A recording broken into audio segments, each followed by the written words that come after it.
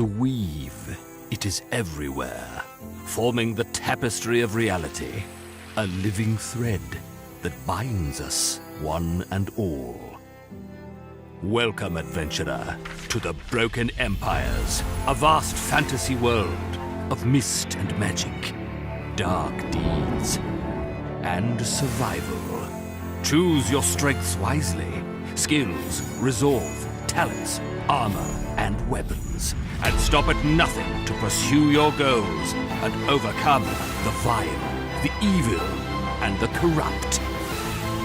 Brave the distant, uncharted places of the world. And fight those who would stand in your way. Use combat maneuvers to choose your tactics and win. In the civilized lands of men, where law still holds sway, test your wits and cunning against those who would use words just as lethally as they would a weapon.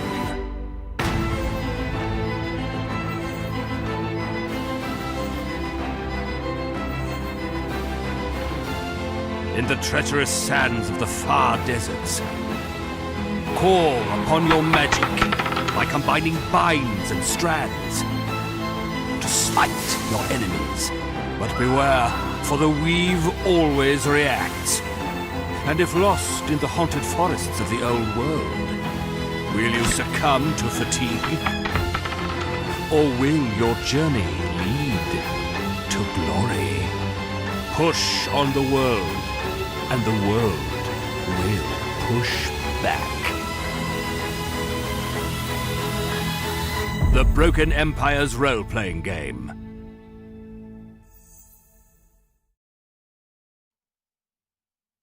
Well, isn't that just the coolest trailer you've ever seen? For those of you who haven't seen it before, I love that thing.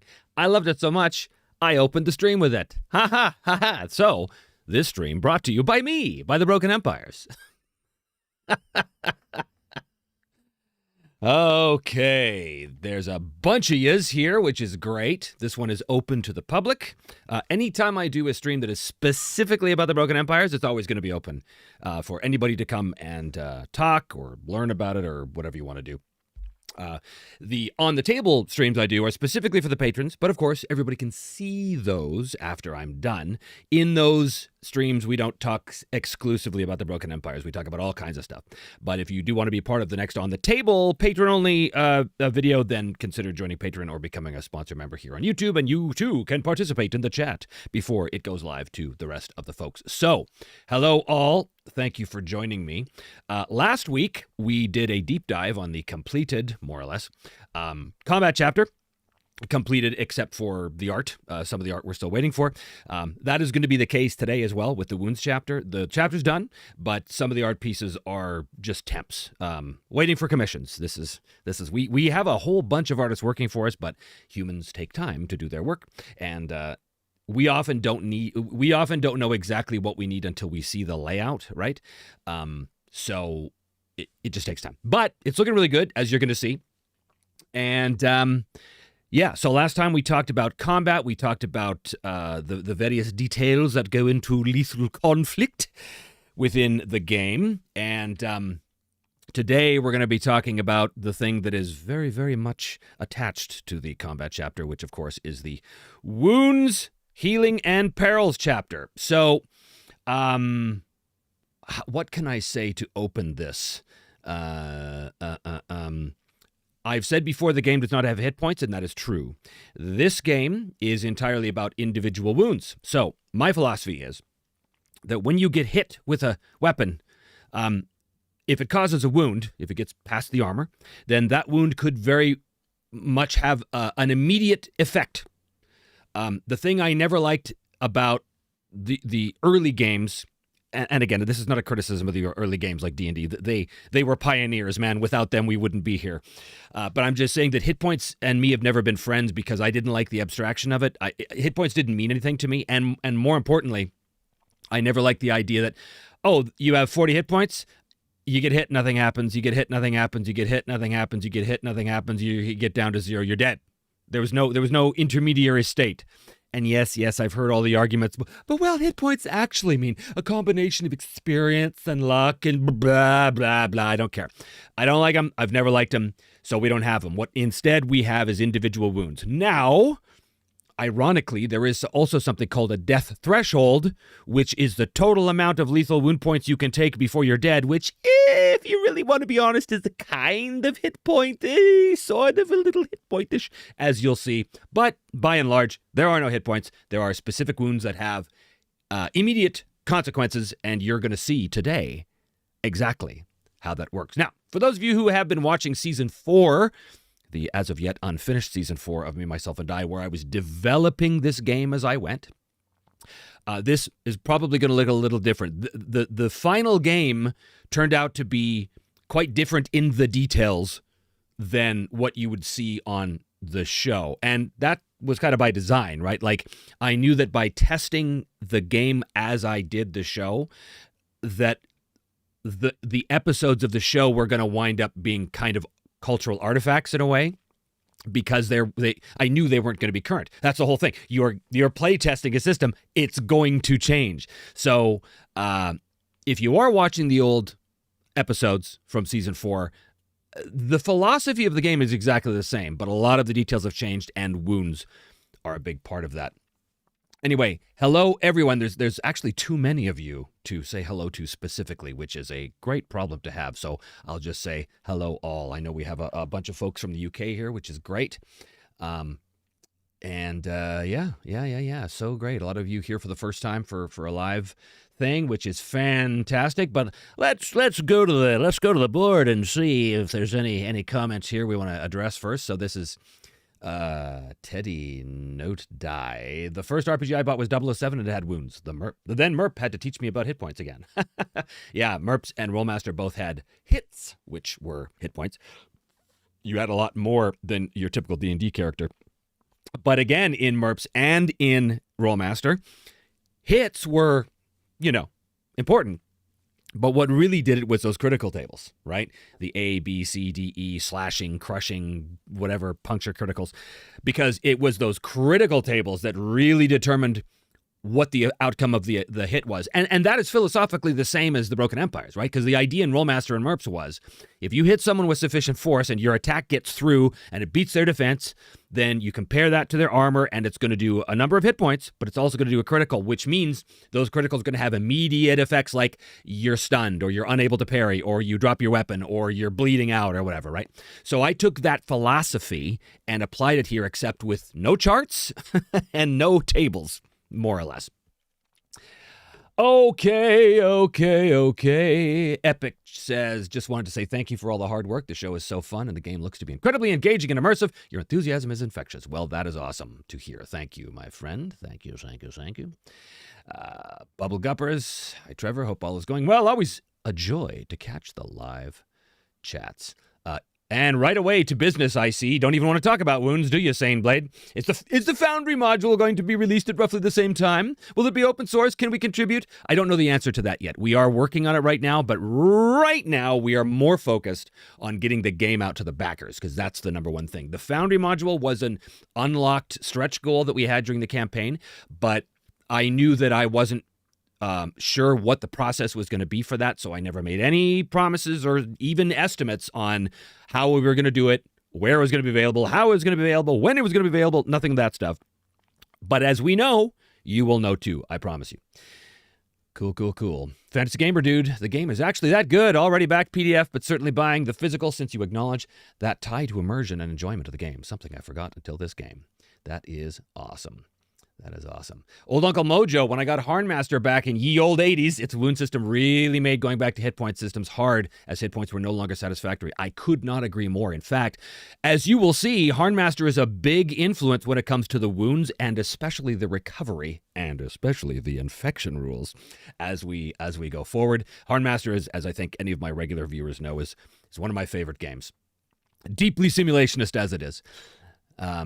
Vortak is rewatching all of Me, Myself, and Die. I love reliving the adventures. That's awesome. I always appreciate the views. And the Royal May just won its 5e conversion. Okay, you have to go. Ban. Where's the insta-ban? I kid. Okay, there are many, many questions here. A lot of them have to do with this chapter. Some of them are just general questions. So I want to come back to those. But first, let's do what we're here to do, what is advertised, which is the wounds chapter, okay? So let's have a look here. If we look at the opening chapter page, this is Wounds, Chapter 11, Wounds, Healing, and Perils. I talked about this picture last time. This is one of my favorite pictures in the book. I feel this picture just encapsulates so much of what the Broken Empires is about. The drama, the humanity in this picture. The implied threat, the everything. I just love it so much. In any event, let us not linger too far. Oh, and by the way, I won't be going, line by line through everything. There'll be sections I just reference and then we move on because it's not that important to know. Like when we get to the other perils section of the chapter, a lot of that is stuff you find in a lot of games, which is basically like, okay, well, how do you handle fire? How do you handle acid? How do you handle suffocation and drowning?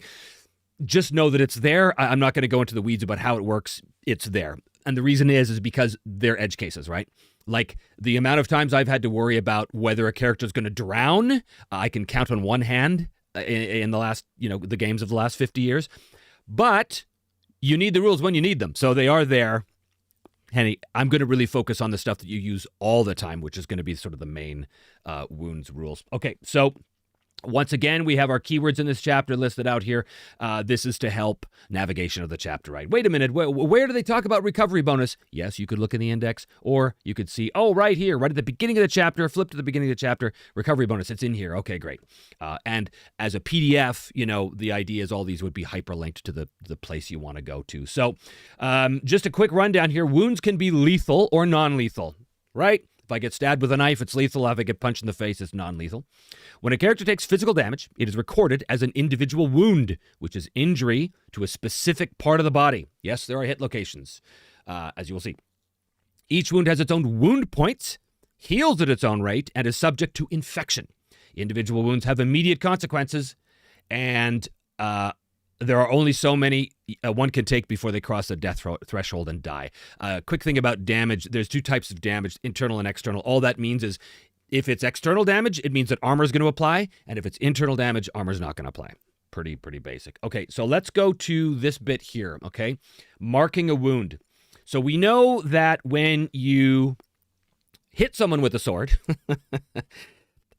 you roll your attack, they roll their defense. You compare the SLs, and the degree of success is how much SL is left over, right? So if I hit you with 6 SLs and you defended with 3, my degree of success is 3. I'm going to take that 3 SLs and I'm going to add that to the weapon's base damage. And that is going to be the damage that I do to that body part. But you're going to have armor, hopefully, in that body part, which is going to reduce that damage. Whatever is left over is the wound, okay? One of my goals in this game was to ensure that the rolls were as economical as possible, which means that you get so much information out of an attack roll, right? As we saw last week, when you get an attack roll, when you make an attack roll, you're knowing, did I hit? Where did I hit? How effective did I hit? And how effectively did I hit? And what combat maneuvers did I qualify for with that hit? So as well, here we try and extract a lot of information from the roll when it comes to wounds too. So marking a wound, as I just said, a successful attack adds the attacker's degree of success to the weapon's base damage. Unless the attacker performed the choose location maneuver, the attacker's ones die of that attack determines the general hit location of the strike, which is body, arm, left leg, head, whatever, right? The defender's ones die determines the detailed hit location, specifying exactly where the wound is suffered. So if I rolled 47 on my attack, that is in the left arm. But if you rolled 12 as your defense, that's the shoulder. So I did a wound to you in your left shoulder. Now, detailed hit location, you don't actually need that. That has no mechanical effect. It's just for flavor, but I love the flavor. And here is the thing about the difference between this and a game like Harnmaster. I love Harnmaster's detail. Harnmaster's hit location table is extensive. You could hit someone in the left pinky, or you could hit someone in the thorax, or you could hit someone in, There's many, many. Now, I love that. But again, this is Sim Light. So I pull it back just sort of to its main parts. That is why the general hit location is the thing that's going to determine the actual effect of the wound. The detailed hit location is just for dramatic flair. But it makes a difference, because if you say that you took a wound to the right arm, yeah, we know what that means. Maybe you drop your sword, maybe the arm's useless, whatever.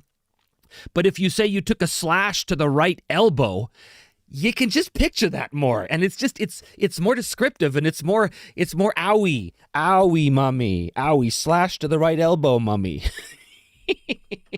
So that's that. Oh, and kudos too. I wish I could remember who gave me this idea. The idea that the defender's ones die determines the detailed hit location. It was someone, I think, on my Discord. So whoever you were, that was a brilliant idea. Thank you. I love it. It's so great because it economizes the attack and defense roll. You get to extract more information out of those rolls, right? I love it. It's another reason why I love the percentile system, because you have so many different axes that you can draw upon to gain information from.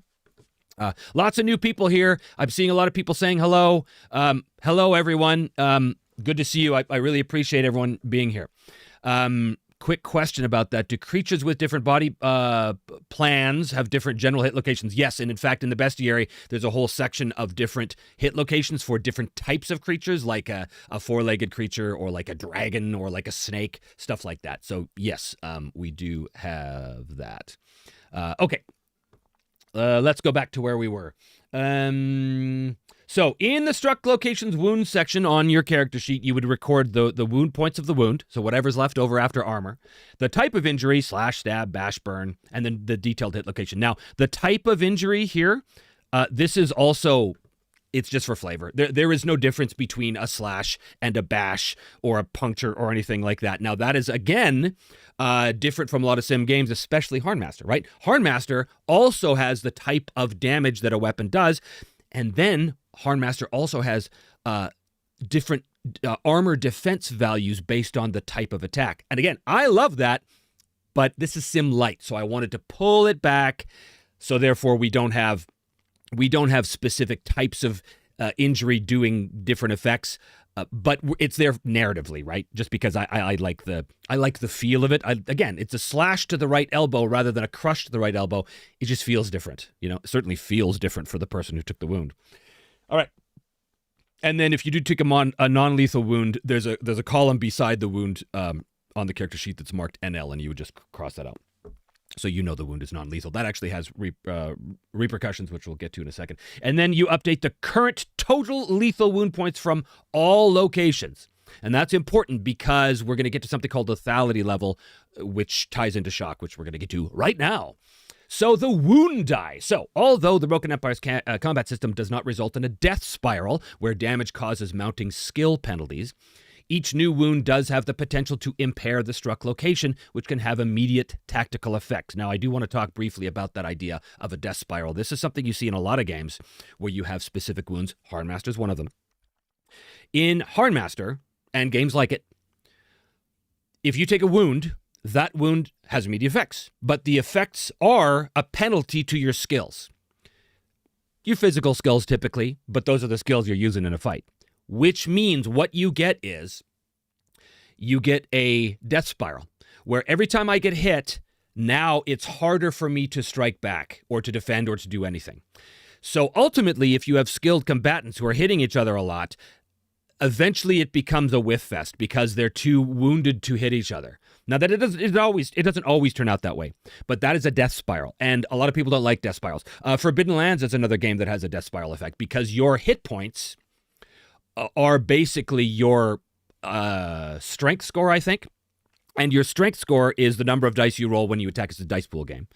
So if you take 3 damage, that comes off your strength, which means now every skill associated with your strength is basically -3 dice. So that is a significant death spiral game. Again, I'm not criticizing that. I'm just telling you that's what that means, right? So in the Broken Empires, we don't actually have a death spiral system. Instead, what we have, but we still retain the tactical effects of the wounds without actually reducing your skill values. And how that works is, when suffering a wound, you immediately roll the wound die, which is a red D10 that we sell as part of the dice, and it's also part of the starter set.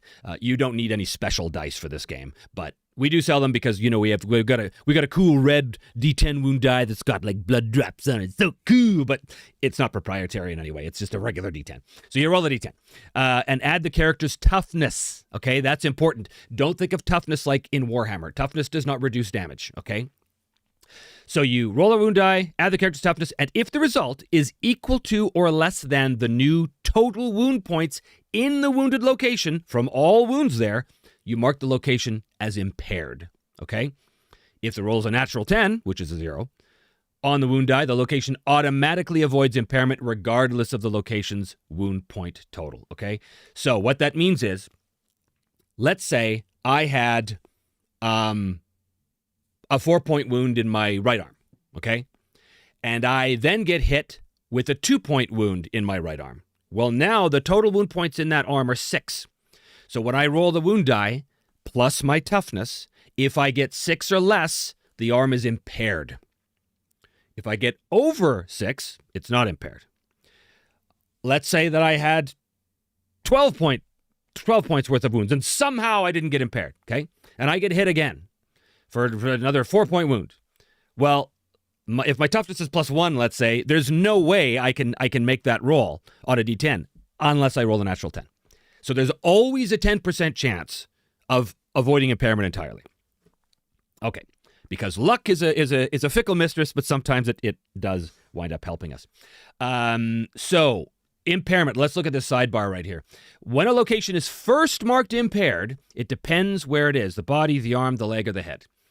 If you have your body impaired the first time, okay, you must succeed on an endurance roll or drop in shock for a number of minutes equal to the number showing on the wound die. We're going to talk about shock in a second. So again, if I get hit in the body and I fail my wound die roll, I got to immediately make an endurance roll. And if I fail that, I drop in shock. Because the body is robust, but also it's filled with yummy, juicy organs that are very delicate. So that's why that happens. Now, in the arm, if the failed wound die roll shows an odd number, so let's say I rolled a 1, the character drops any held item in that arm's hand, including a shield or a two-handed weapon. Let's say I got hit in the left arm, and I got hit for a wound, and I fail my wound die roll, and that wound die roll shows on its face an odd number. I cannot hold anything in my arm, and that shield's going to come off. And yes, some people are going to say, but your shield is strapped to your arm. How can you drop it? A shield isn't actually strapped to your arm and usable in any way like that. The agony is too much. You've got to get rid of it. You've got to dump it. It just happens. But if the failed wound die shows an even number, the character drops any held item, and the arm is also rendered useless until the impairment is removed. Weapons or shields cannot be held, and skill rolls dependent on that arm are impossible. So that means that if I hit you in your right arm, let's say you're holding a sword, and you fail the wound die roll, and you fail with an even number, you drop the blade, and that arm is useless. Useless until when? Useless until someone can do a heal roll on it to remove the impairment. So impairment is not death. It's not, oh my God, I cut your arm off. It's just the pain and the agony are too much right now to deal with.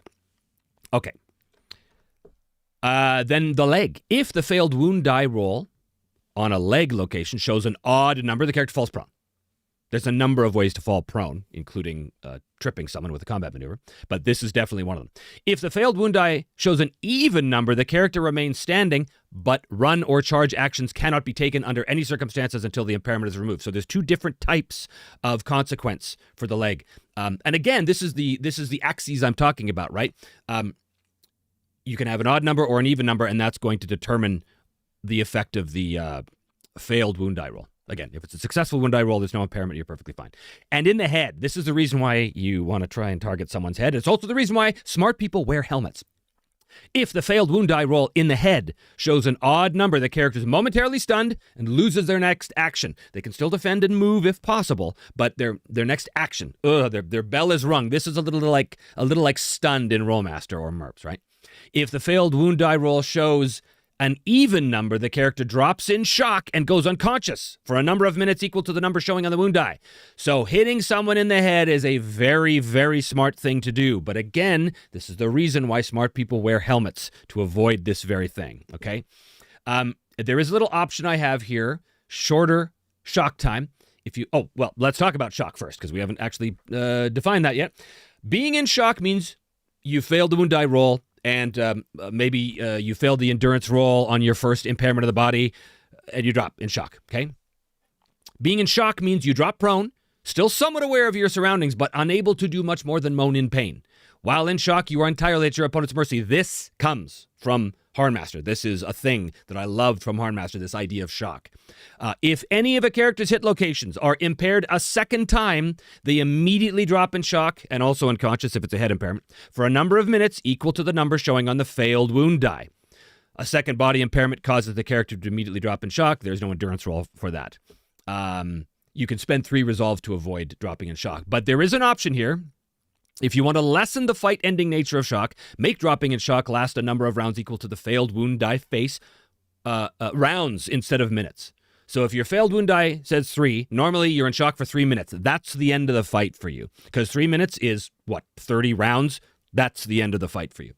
But if you want to be nice, you can say, well, it's actually going to be 3 rounds. Now, this will likely draw out combats, as enemies can recover more quickly.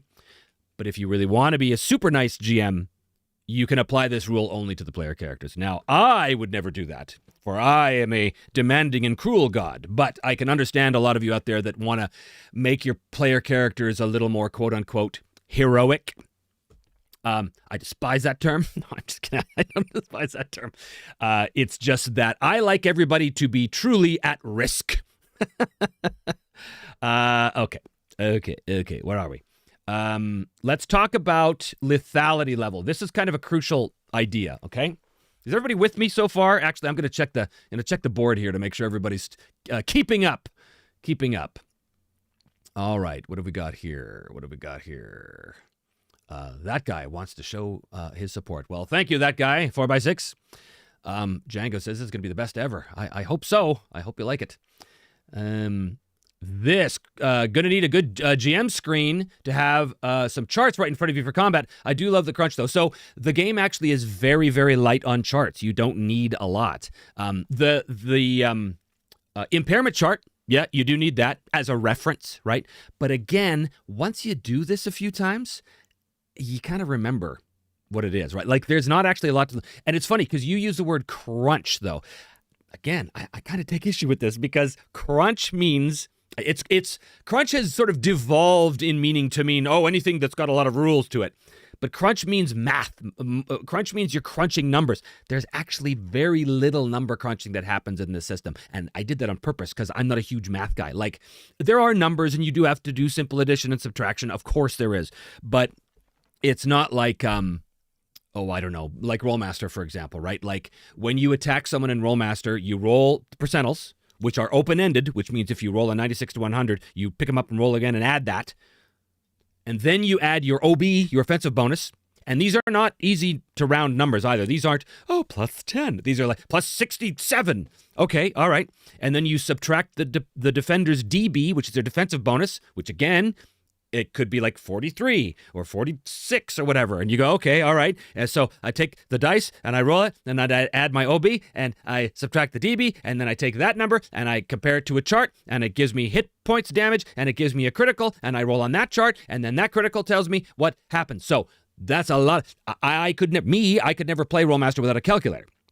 Because my brain doesn't say, 73 plus 67 minus 42. Blank. So I needed a calculator. I did not want anyone to need a calculator for the Broken Empire. So it's not actually crunchy, but it's not rules light, right? Anyway, I know what you mean. I'm taking your comment in good faith. I understand what you're talking about. It's just one of those things that it's my little pet peeve. One of those. This is funny. Isn't that a lot of rolls for one attack? How many of those rolls can realistically be done concurrently by the players around the table? All of them, and with ease. There's not that many. Remember, if I attack, in that attack roll, I know so much. I know, did I hit? I know where I hit. I know how badly I hit. I know the combat maneuvers I could have picked from last week. I know all this immediately from that one roll. Then the defender looks at the wound and rolls a single die, the wound die, a d10, plus their toughness against whatever the wounds are in that location. And that's it. 2 rolls. That's it. Yes, if you hit in the body, yes, there's an extra endurance roll. Oh, no. Oh, no. But maximum 3 rolls in most cases. Like believe me, we've play tested the hell out of this thing, and this moves very quickly. Now, I will say, your question is a legitimate one. I'm not disparaging you. So much so, in fact, so much so is your question legitimate that I address this in the GM section.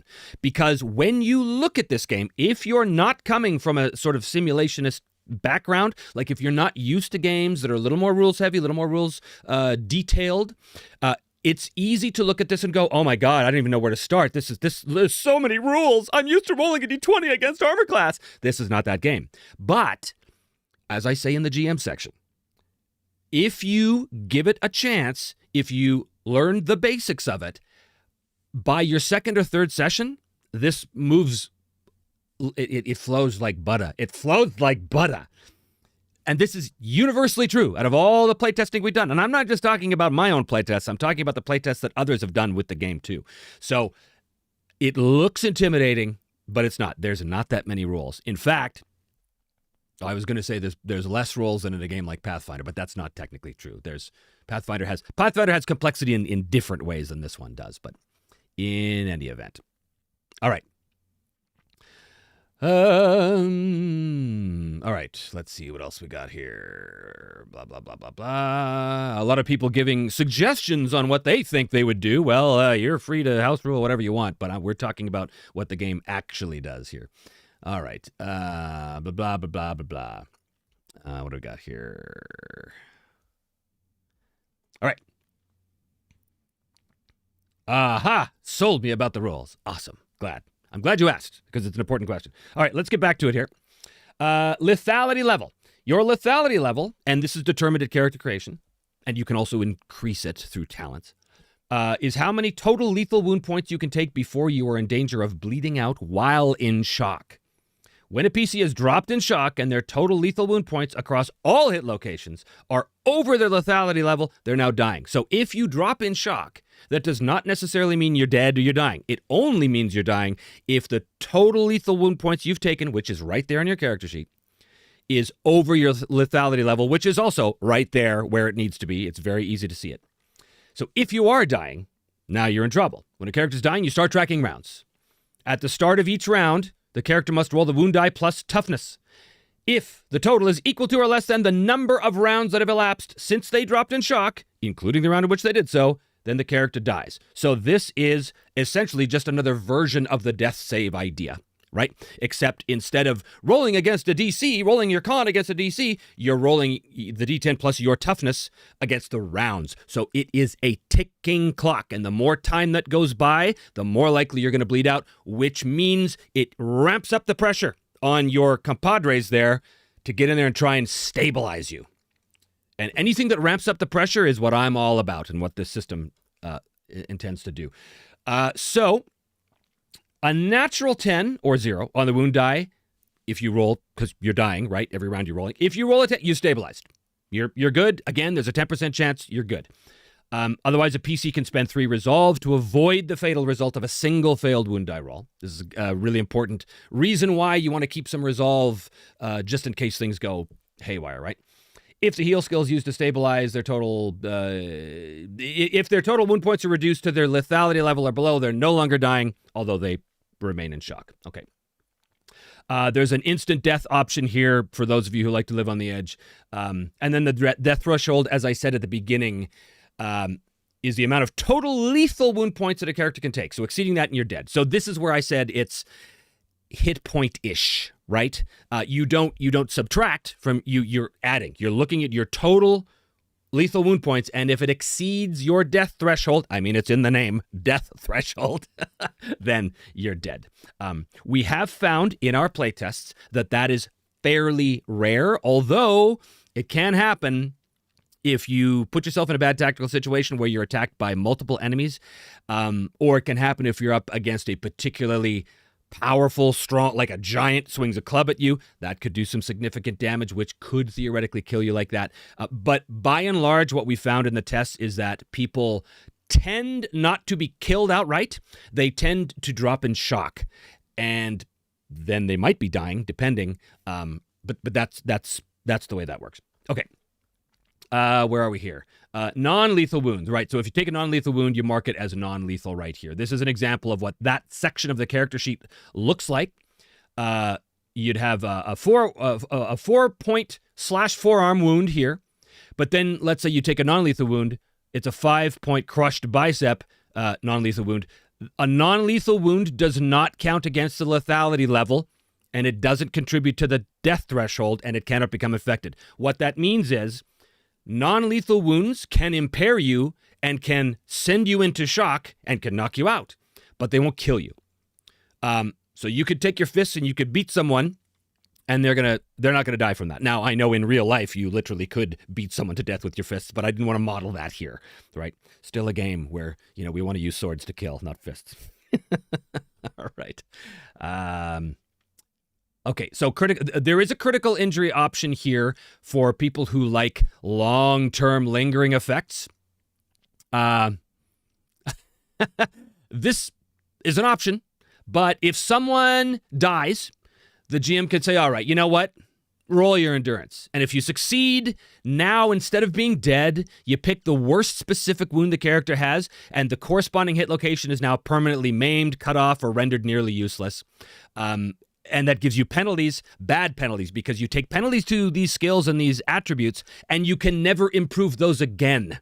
So if I had an impairment to my body, let's say, a critical injury to my body. So instead of dying, because I remember the alternative is death here. So instead of dying, I make my endurance roll, but the injury is such, the critical injury is such that now my endurance is reduced by 20 points, and I can never increase that skill again. It's a steep price to pay, but, even I say here, depending on the location, death might be preferable, right? Now, this example is from Me, Myself, and I. In Season 1, Arn, now, I was using Savage Worlds, but this is how I would model this in the Broken Empire system. Arn took a really bad wound to the leg. So in the Broken Empire system, he would have been killed by that wound. But he made his endurance roll, and so now instead he took a critical injury to the leg, and now he walks with a pronounced limp, which was something that actually happened to him in the game. And that would mean he's minus 20 to all athletics and dodge rolls, and those skills can never be improved again. So brutal. All right. Our next section is healing wounds, but let's just let's go to the board here and see what we've missed. Where are we here? Okay. Royal Mages. Do defenders roll against range attacks like bows and black? There are no black powder weapons in the Broken Empires. There are only cannons, but there are not actually black powder weapons. There's a reason for that within the setting, which you will see when you look at the book.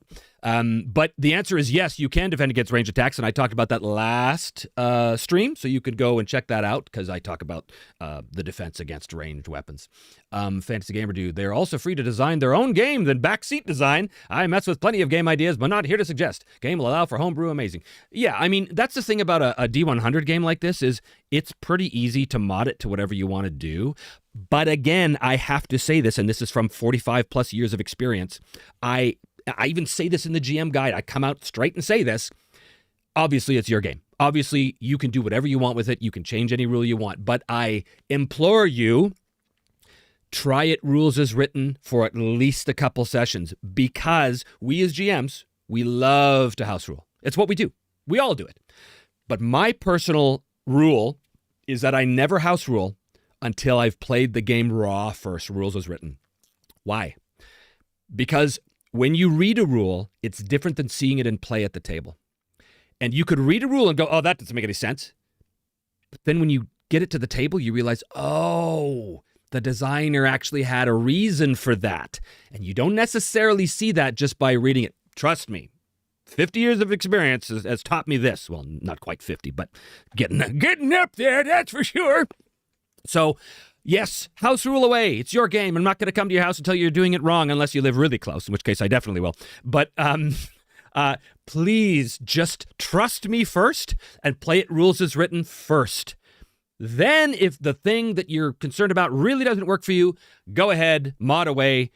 No harm, no foul. It is your game. But understand that the ripple effects through the rest of the game are yours to bear then, right? Don't come crying to me if your game's broken just because I changed how combat works. Well, is it broken, or is it the fact that you messed with it without really understanding how it works first, right? So that's all I'm saying. Please trust me first, try it rules as written, and then, only then, do that. That's served me so greatly in my GMing career, so to speak. I learned that lesson many, many years ago, and I'm so glad I always follow it, because Dragonbane is a perfect example. I'm running a little mini campaign of Dragonbane for some friends of mine right now to sort of, a little palate cleanser for the Broken Empires. And there's many rules that when I read it, I went, oh, no, I don't like that. But when you play the game, you realize, oh, no, wait a minute. Tomas, the creator of the Free League head, who I'm pretty sure is the principal author of Dragonbane, he had a reason. But you didn't see it. We didn't see it until we brought it to the table. So it's very, very important. I believe it's very, very important. Okay. All right. One of my favorite episodes of Series 1 was when the bounty hunters attacked. I would love you to replay that scene, but using the Broken Empires rules, see how different it would turn out. Yeah, I know what scene you're talking about. That's not a bad idea, actually. In fact, I might do just that in the tutorial videos once they come out. That's my next slate of actual videos. Once the digital versions of the game release, I'm going to be releasing tutorial videos as well to sort of walk you through things. That's actually a really cool idea, to set up that same battle with those characters, but just change all the stats to Broken Empire stats and see how it works. That's a good idea. Thank you, Grunge Folk Boy. All right. Many, many great comments here, but I'm trying to keep it to sort of woundish stuff. Okay. Where are we? Critical injury to the groin. Oh boy. yes. It's not good. All right. Oh, this is a good question, Worldboo. What determines if a wound is non-lethal? Are all blunt weapons causing non-lethal wounds? No, absolutely not. Specific weapons will show non-lethal, like a staff. A staff is a non-lethal weapon. You can use a lethal weapon to do non-lethal. It's like what we used to say, hitting him with the flat of the blade, right? You can do it, but you take -10 to your attack roll. So it's just slightly harder to do. But yeah, the weapon will tell you specifically whether it's non-lethal or not. Most weapons, their purpose is a weapons to cause damage. So most of them are not non-lethal, but there are specific ones, like a blackjack. It has a very specific use. You want to sneak up behind a guy and smack him on the head, right? That's non-lethal. Anyway, stuff like this. This seems like it's going to be my favorite D100 system. Well, we'll see. I hope you're right. I do hope you're right. So normal hits cause no permanent damage, like a hit in the eye.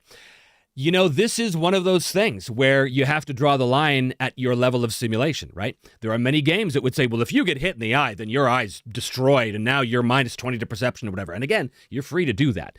I only do that when I talk about critical injuries, which is that optional rule, just because too many critical injuries like that, eventually you've got the walking wounded as a party, where they're hobbling around on crutches with false arms and fake legs and one eye, and and that's fine for some people, but I know a lot of players, you don't sign up to a game to be a war amp, right? Not typically. Now that said, it depends on the setting, right? Like in Warhammer Fantasy Roleplay, there's a second edition.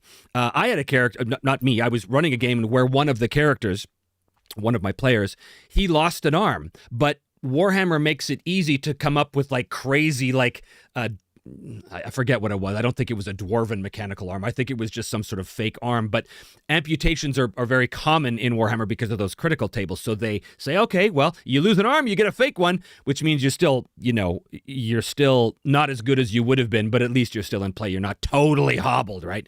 So you can come up with rules like that if you really want. But for me, that was just a little too much. Again, Simlight, it's simulation, but then I back off to the point where I'm comfortable with it, right? Okay. Lots of great questions here, guys, and I'm never gonna... There's Grognard again. I don't think my dual shield mod will break. You're gonna do this to me every week, aren't you? Every week, you're gonna bring up the dual shield thing. This is an in-joke, by the way, everyone. This is an in-joke, which I'm not going to tell you what the origin is, but... Okay, let's get back to healing wounds, because this is kind of an important thing.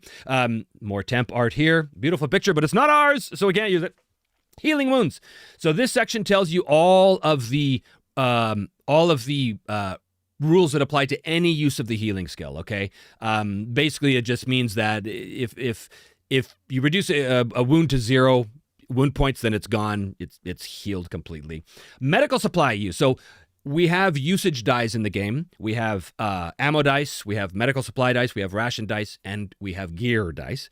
So the medical supply is important. Every time you use heal, no matter what application it is, you gotta roll that medical supply die. So it's one more resource that has to be tracked, but of course it's easy to track because it's a simple roll of a single die as opposed to keeping track of, oh, I've got 7 bandages, now I've got 6 bandages. I like the supply die roll rather than the tracking the bandages, just because, again, rolling a dice creates tension, and anything that adds tension and doesn't take away from the time spent on the game, I think is a good trade-off. So that is why that's there. And then there's some heal limitations. You can't stabilize yourself if you're in shock, blah, blah, blah, blah, blah. Okay, so the many uses of the heal skill. Stabilize the dying. This is the first thing. So if someone is dying, it's a good idea to get over there and try and heal them. Now, stabilize is just that. It stabilizes them. It doesn't bring them out of shock. It doesn't get rid of the impairments, nothing like that. When a PC drops in shock and their lethal wound points exceed their lethality level, like we talked about, they are now dying and they have very little time left to live because they are rolling against that timer of the rounds accumulating, right? A heal roll can be made to stabilize a dying character. It can only be used on a dying character. A successful heal roll targets one specific wound. So if the guy's got 6 wounds, you pick one of them. The roll takes 1 round's action and reduces that wound's wound points by 1 plus 1 per 2 SLs that you get on your healing roll. So if you got 4 SLs, that would be 2, 4 plus 1. Wait, 3. 1 plus 1 per 2 SLs. Yes, my brain seized for a second there. The wound is not considered treated. Treated is a separate thing, which we'll get to. As soon as a character's total lethal wound points are reduced to the character's lethality level or below, the character is no longer dying. Further wound reduction must be done through treatment or time. And you can try again if you want, but it always takes a medical supply. Then I've got a big, cool example here about Thrag, which of course is Thrag and Veil from Season 4. And there's an example there. So that's that. So we can stabilize the dying with the heal skill. We can also remove impairment and shock. Takes an action, doesn't reduce wound points, but allows you to remove an impairment. I mentioned that at the beginning of the stream. You can do a heal roll to do that. Or if someone's in shock, you can do a heal roll to hey, snap out of it, buddy, and you come out of it. And then wound treatment. This and stabilize are the 2 real important things with heal. I mean, they're all important uses, but... So, stabilizing is useful for the dying, but tending wounds after the emergency is over requires more time. Heal's used outside of combat as a treatment to reduce wound points and set a wound's recovery bonus. Now, this is where we really start to get into the Harnmaster guts, okay? This is where you can start to see the Harnmaster 3 inspiration, okay? So treatment, you can't use it on a character who's dying. You have to stabilize them first. You can't do anything until you've stopped the blood spurting out of their arm, right? Each treatment roll targets one specific wound and takes 15 minutes. So again, not something you do in combat. On a success, you reduce the wound points by 1 plus 1 per 3 SL. So it's slightly less effective than the stabilization, but you can only do stabilization until you get the lethality level down. After that, you can no longer stabilize. Now you must treat. And set recovery bonus. So this is the same heal roll that was used for treatment, also sets the wound's recovery bonus, which affects future recovery rolls, which we will get into in another page or 2. Suffice to say that in this game, when you have a wound, each wound rolls to heal on its own. Now, someone said, oh, isn't that a lot of rolls? Well, at the end of a day, if you have like 6 wounds, yeah, now you have 6 rolls to make. But it's pretty simple. You take the dice, you roll, and you look at the number, and that's it. Yeah, bang, bang, bang, good. But each one has specific outcomes, right? If you succeed on your heal roll to treat the wound, okay, because it's the same roll. So I'm trying to treat your wound. Let's say I got 3 SLs, so 1 plus 1, so I reduce that wound by 2 wound points. But that roll, that 3SL heal roll, also sets the wound. If it's a 3SL wound, I succeeded. So if I succeed, the recovery bonus is +0, but +10 for every 3SLs on that heal roll. So if I succeeded with 3, now your recovery bonus for that wound is +10. If I fail, the RB is -10. A critical failure is -30.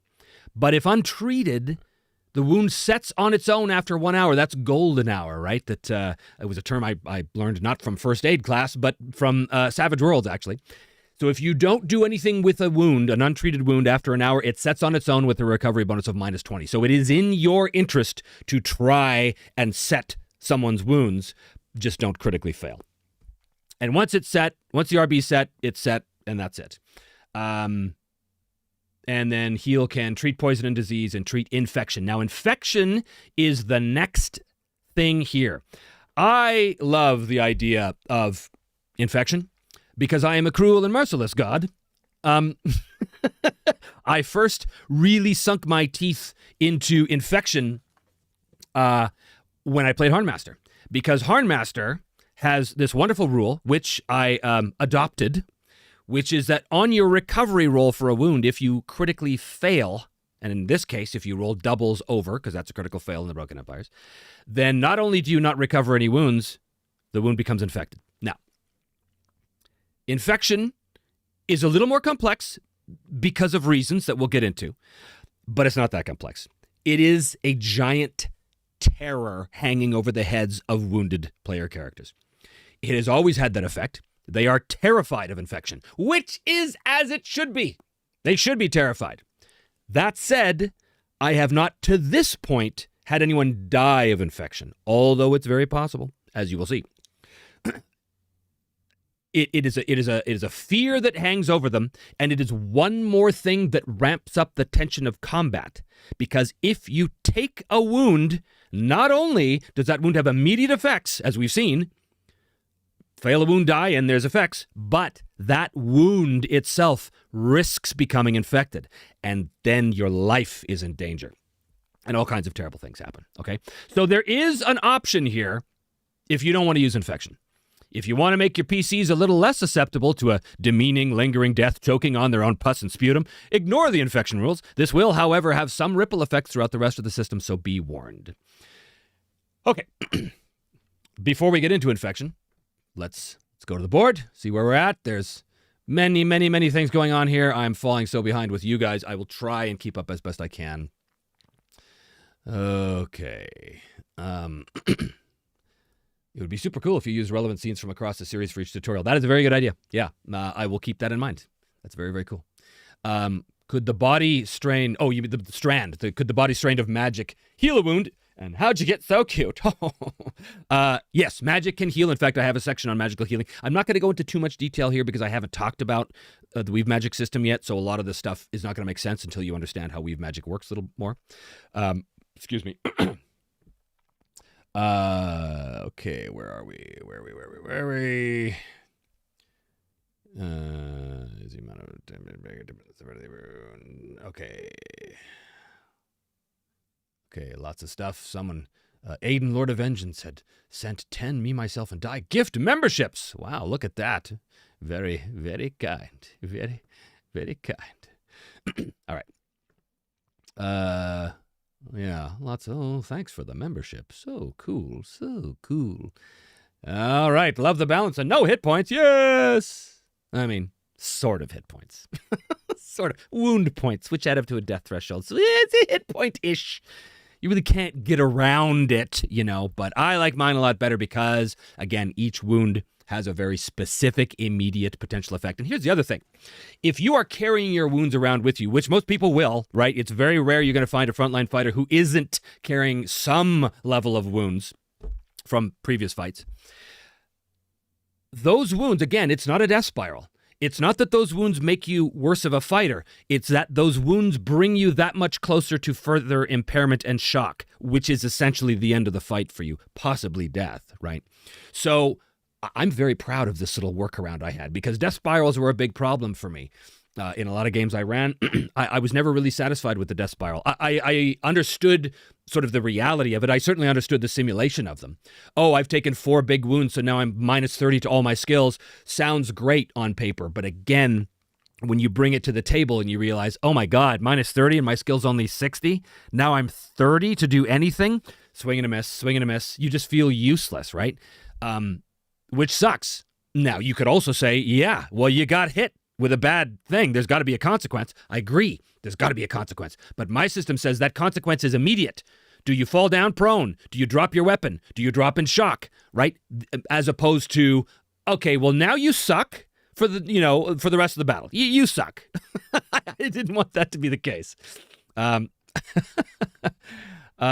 love the idea of supply dice. Such a good compromise between micromanagement and ease of play. Well, thank you. Again, I'm not taking credit for the notion of supply dice. They've been around for a long time. It's kind of a controversial issue with a lot of people. Some people love it. Some people hate it. Some people are ambivalent.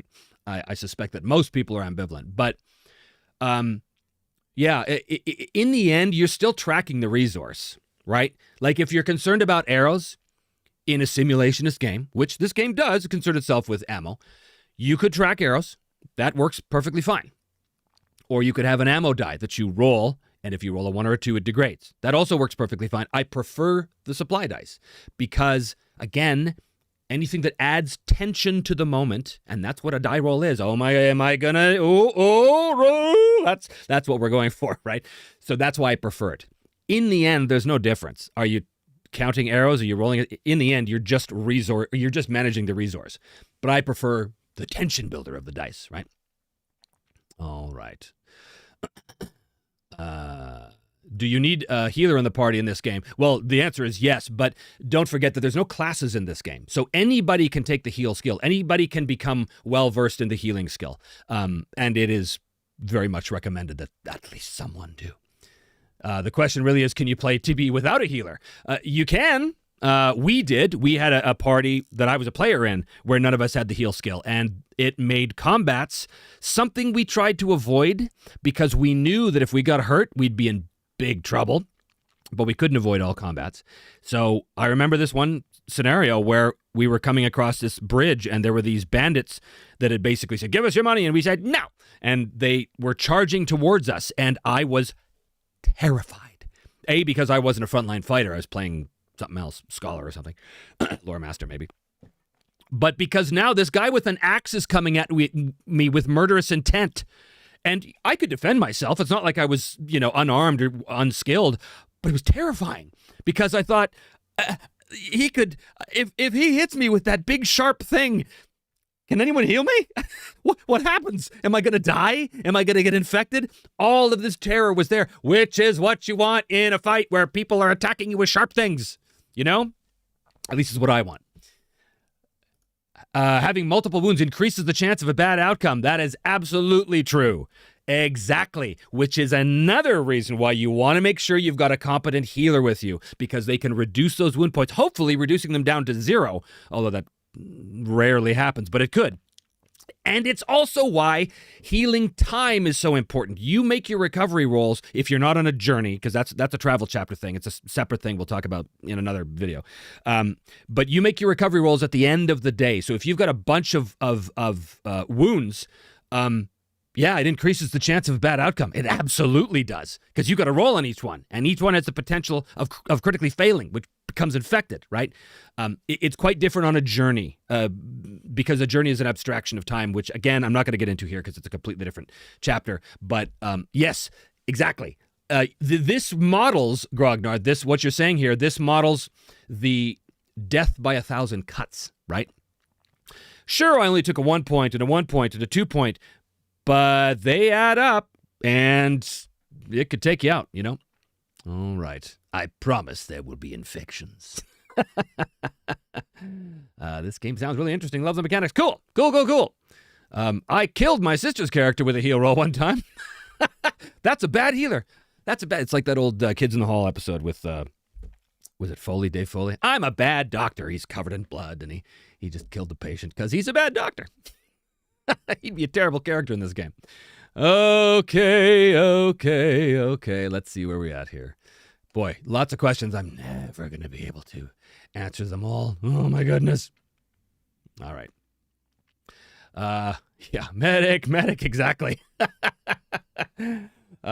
Agreed on death spirals. It sounds so good on paper, but is no fun in the game. I would say it's rarely fun. Sometimes it is, because, it increases the tension. But I have found, in my experience with death spiral games, that, yeah, it tends to kill the fun rather than increase the tension, But obviously everybody's different.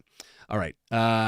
All right. So many things. Ricardo, is there rules for gathering resources like herbs for healing? Sort of. We're going to get to that. There's a section in this chapter about non-magical healing with healing herbs and potions you can make and stuff like this. Okay. And this is similar. Vortak, I assume there are potions to use, or that an alchemist, or is that an alchemist specialty? Yes, but also there's non-magical ways of creating poultices and healing potions and stuff, which again is coming up. So why don't we get there right now? Okay, so infection. If you have to mark infection, if a wound becomes infected, you mark the little inf box right there so you know it's infected. Non-lethal wounds, fatigue-based wounds can't become infected.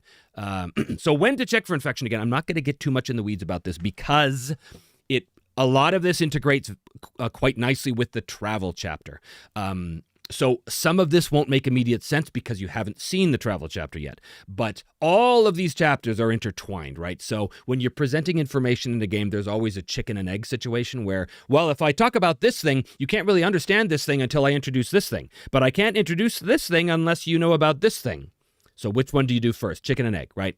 It's inevitable with every single game ever made.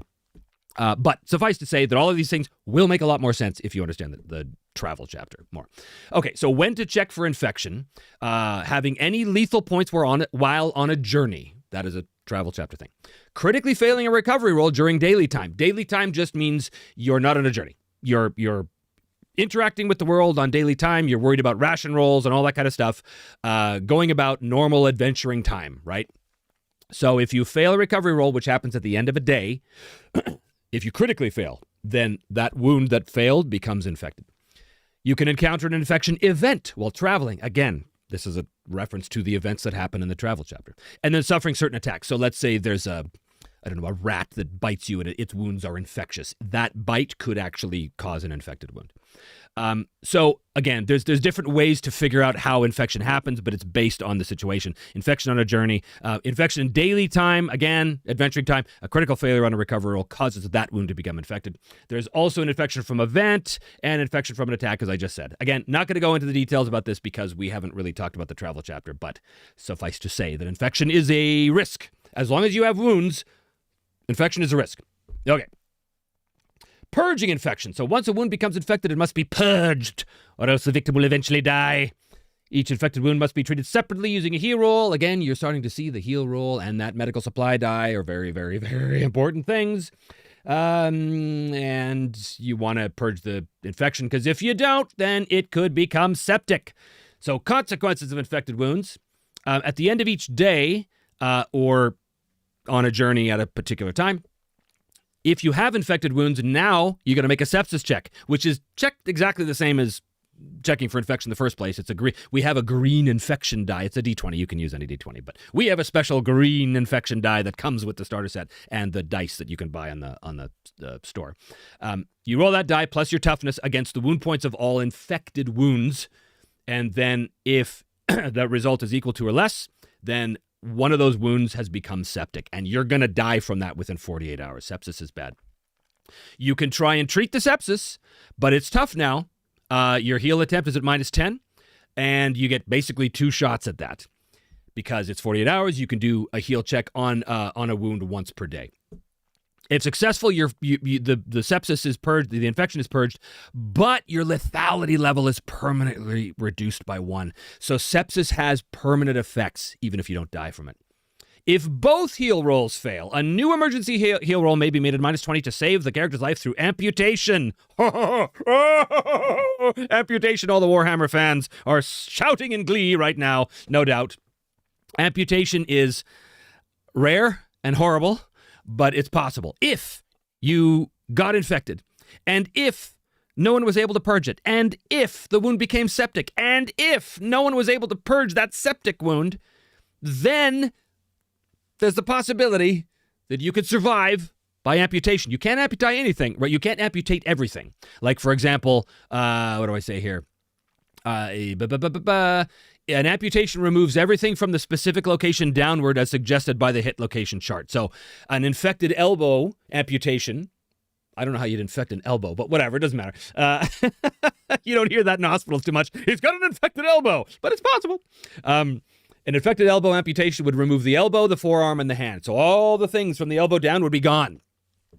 This will save the patient's life, but will permanently affect their skills. See amputation effects down here, which is right there. And only the eye, nose, ear, and face can be amputated from the head. You can't amputate the neck. I've got an infected neck wound. We have to amputate the neck. Oh my God. So that would be bad. After amputation, any affected skills or attributes can never be improved again, just like the critical injury. Now, I want to say, this may seem terrifying to a lot of you. I have never actually seen an amputation happen in regular play. It's been worked out mathematically and tested, but in regular play, it's never got that far because I think the players were so scared of infection in the first place. They always made sure that they took the time to deal with infection. And a lot of the time that slows you down, right? So if you're on the road, and again, this is a travel thing. We haven't talked about travel, but if you're on the road and you're in a hurry, having to deal with infection, it's a scary trade-off because if you're in a hurry, if you've got to get to the city in order to stop the bad guy, but someone's got an infected wound, now do we stop and try and deal with this? Because you can't heal on the road. It doesn't work that way. So tough choices is what this is designed to create, right? I'm all about difficult choices. Meaningful, difficult choices. It's kind of what it should be the subtitle of the game, frankly.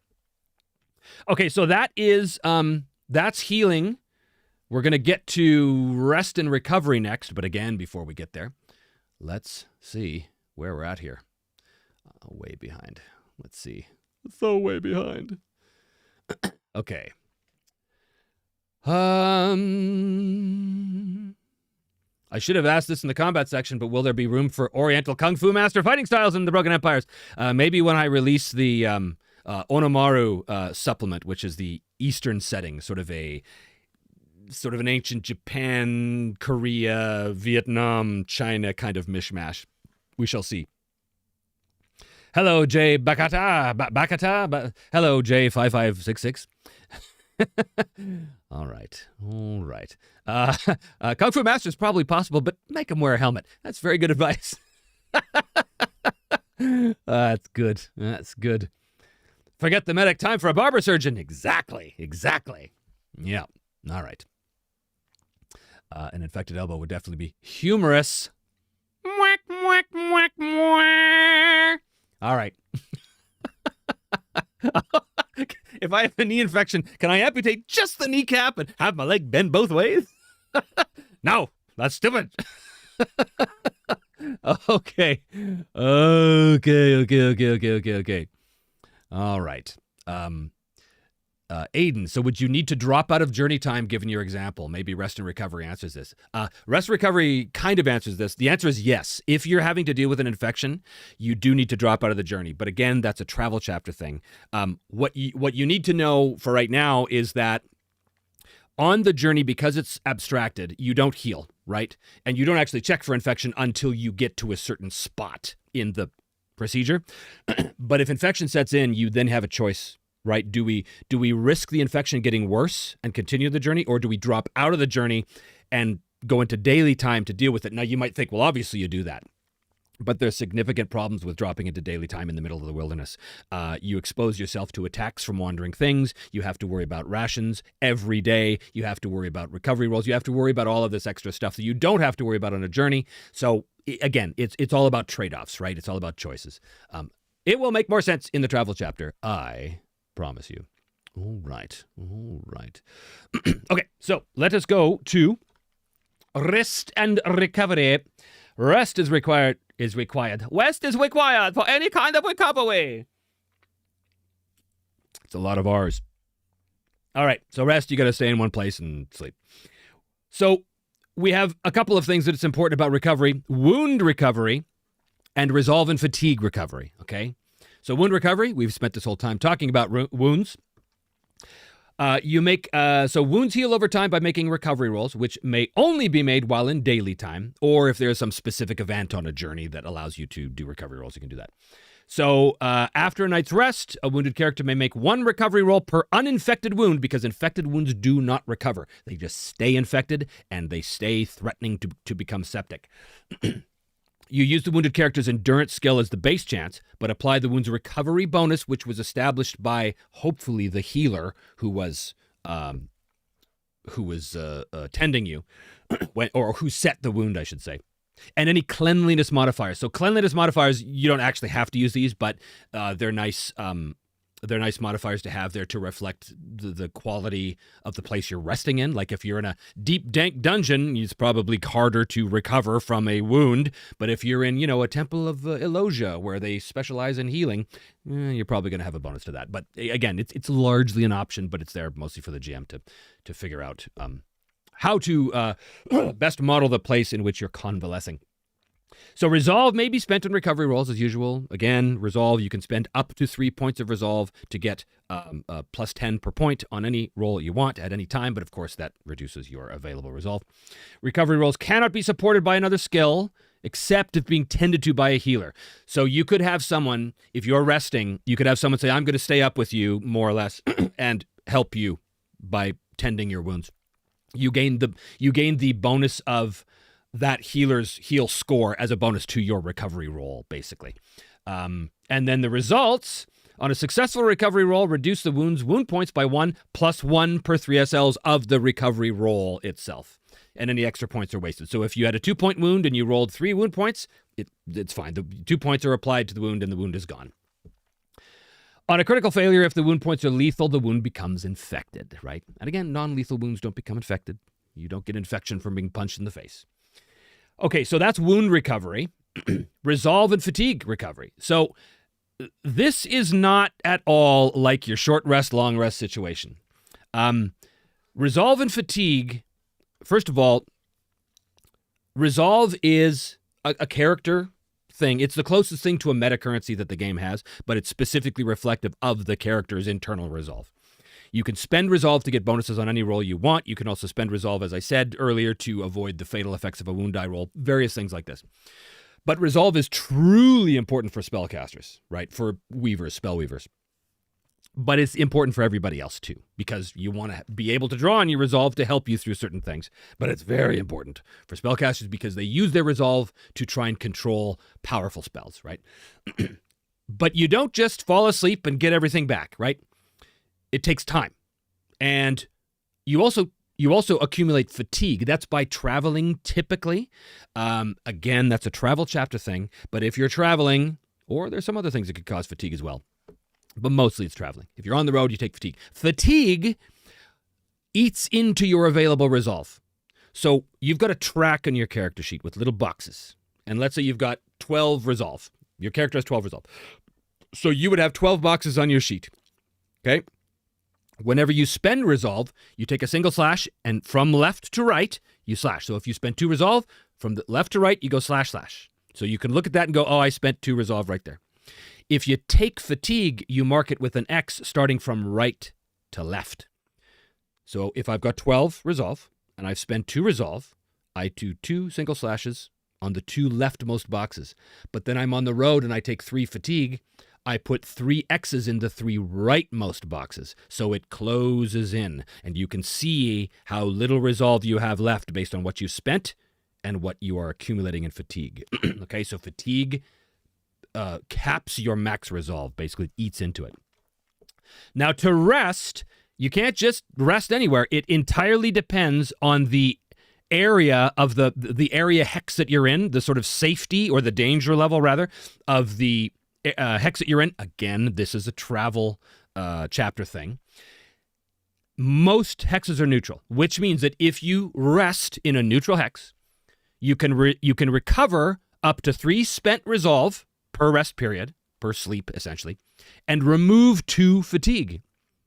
If you're in a safe hex, which is like which is like the Fellowship in Lothlorien, right? That would be a safe hex. Or Bilbo in Rivendell, right? These are havens, right? So if you're in a safe location, it could be a Temple of Elogia in the mountains that you found. That could be a safe haven too, right? Then you recover all your spent resolve and you remove 3 fatigue. If it's a precarious hex, it's only up to 2 resolve and remove 1 fatigue. And if it's a dangerous hex, up to 1 spent resolve and no fatigue. So fatigue and resolve do not just come back with the rest. They are slow to recover, which means when you're traveling, you really want to be looking for the safe places on your route to rest, right? But that's a travel thing.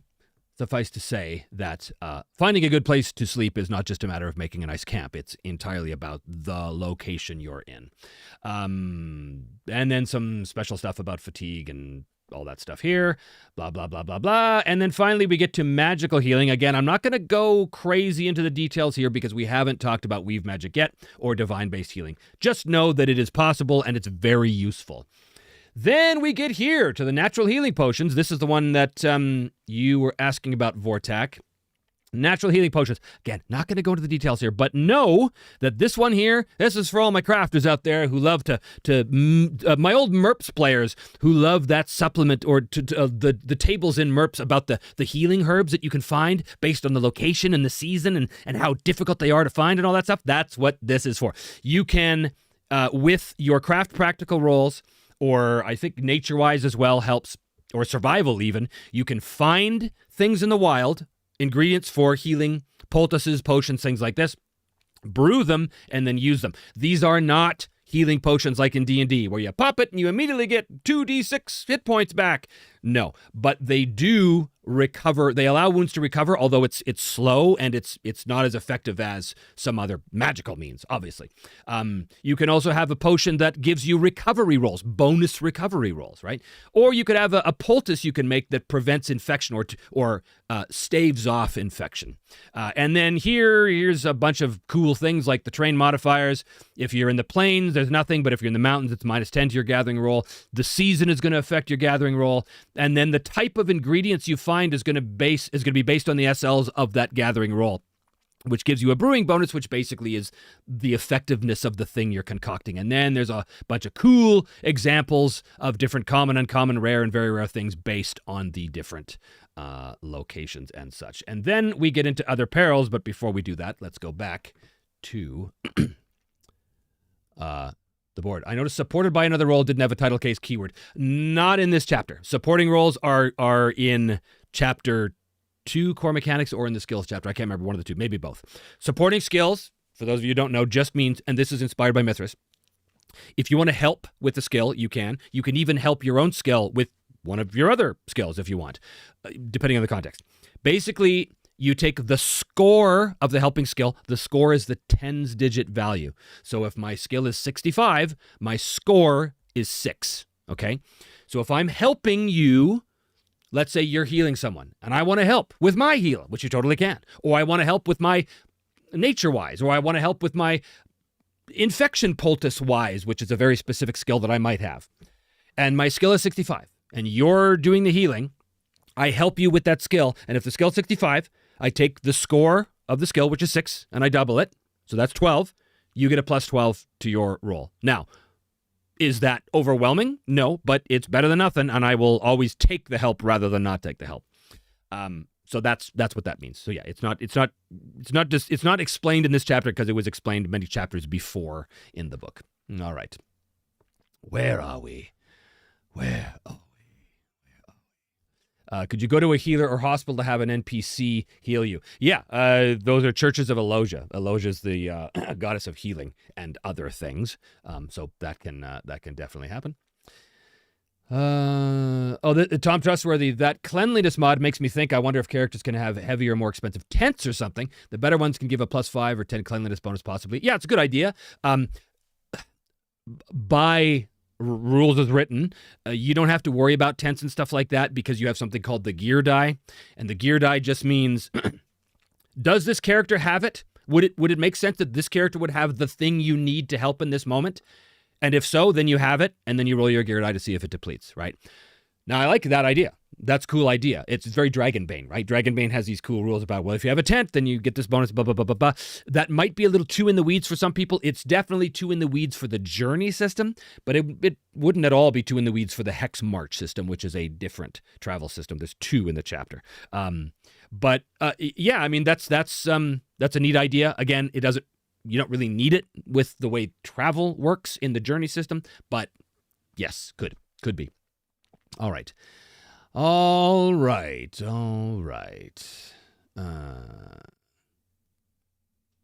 If you go to the swamp, best bring some antiseptics. I like me a game that can model this stuff. Yeah, me too. Hey. Kaleth from the Discord. The Dolmenwood game just ended. Glad I caught you. Can't wait to watch from the beginning. Yes, indeed. Okay, is anybody hopelessly confused at this yet? I mean, I hope not, because it makes sense. I will say this, I will tell you this, that this chapter, probably more than any chapter, has undergone the most evolution over the past 3 years. And the hardest thing for me to do, especially when I'm talking to you guys about the rules, is to remember what the current rules are. Because there's about 50 different versions of it in my head, and I have to be like, wait a minute, do I still have that rule? Wait, does that still work?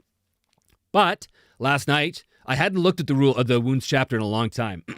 And when I looked at it last night and I read through the whole thing and I went, oh, actually, no, this works really great. This makes perfect sense. I mean, it does to me. I hope it does to you. So yeah, do tell me if it's hopelessly confusing. It looks like all of you seem to think it does make sense, which is great. Not confused. Looks good. Very clear. Good set of rules to create an amazing experience. Thank you, Vortex. Oh, thank you. Thank you, boys. Thank you, boys. Are there spells or items that help with the travel, fatigue, and wounds? Yes and no. So something about fatigue is that no weave magic can ever reduce fatigue. It is one of the immutable laws of the weave. And that's a game thing, but it is one of the laws of the weave. Again, I don't want to get into it because that's a weave magic thing, but some divine magic can remove fatigue, but not weave, not the weave. This game sounds awesome. It will be a learning curve for sure, for me at least. Yeah, man, and you know, that's a very reasonable position to take. What I care about is that this excites you to learn it, you know? Because if it does, then learning this stuff, it's actually not that hard. You might have to shift gears a little bit in your brain, you know, because especially if you're coming from a more OSR type of game, or if you're coming from a rules of light scenario or environment.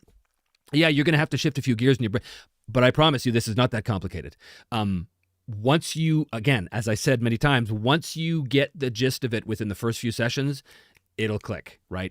For most people. Obviously, some people are never going to get this, and that's the way it is. But what I care about is making sure that the rules are understandable, but also that they excite you, make you want to engage with them, right? That's what I'm trying to do. So if you guys are excited, then that is very cool. Clear so far. Good. In your experience, do wounds come up often enough that the rules are fresh in players' minds, or is it usually a let's look this up type situation? No, they happen a lot, and there's not that many rules that you have to know, especially from the player's side. What you really have to know is what's my toughness, because I add that to a wound die when I take a wound, and I roll against that number, and if the number of the wound points in that location, and if I fail that roll, there's consequences. But again, there's only so many consequences, so you don't have this whole giant list of things to reference or to remember, right? Like, if an arm gets impaired, there's only 2 possible outcomes. If the body gets impaired, there's only 1 possible outcome, and that's if you fail the endurance roll.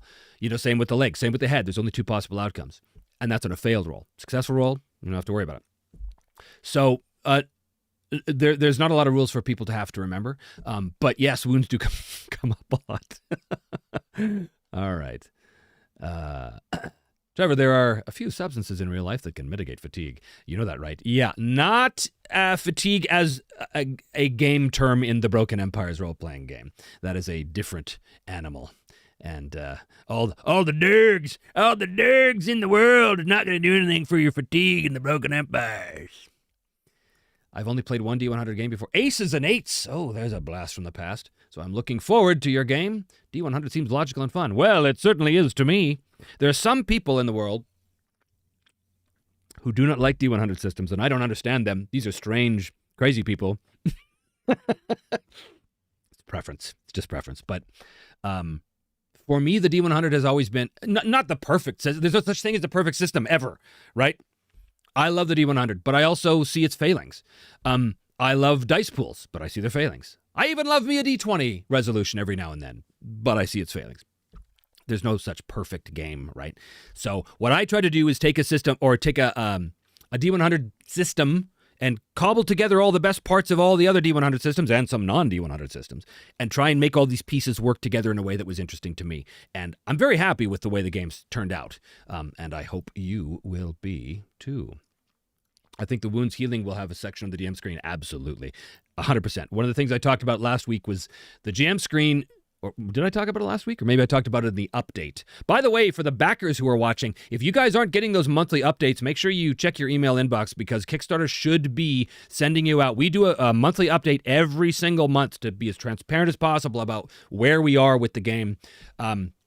And we show you all kinds of new stuff that's happening in the game, and new pieces of art, and new layout, and new all kinds of stuff. So if you're not getting those monthly updates, check your settings, and at the very least, go back to the Kickstarter page for Broken Empires, and because you can see them all there. There's like 30 of them. So where were we here?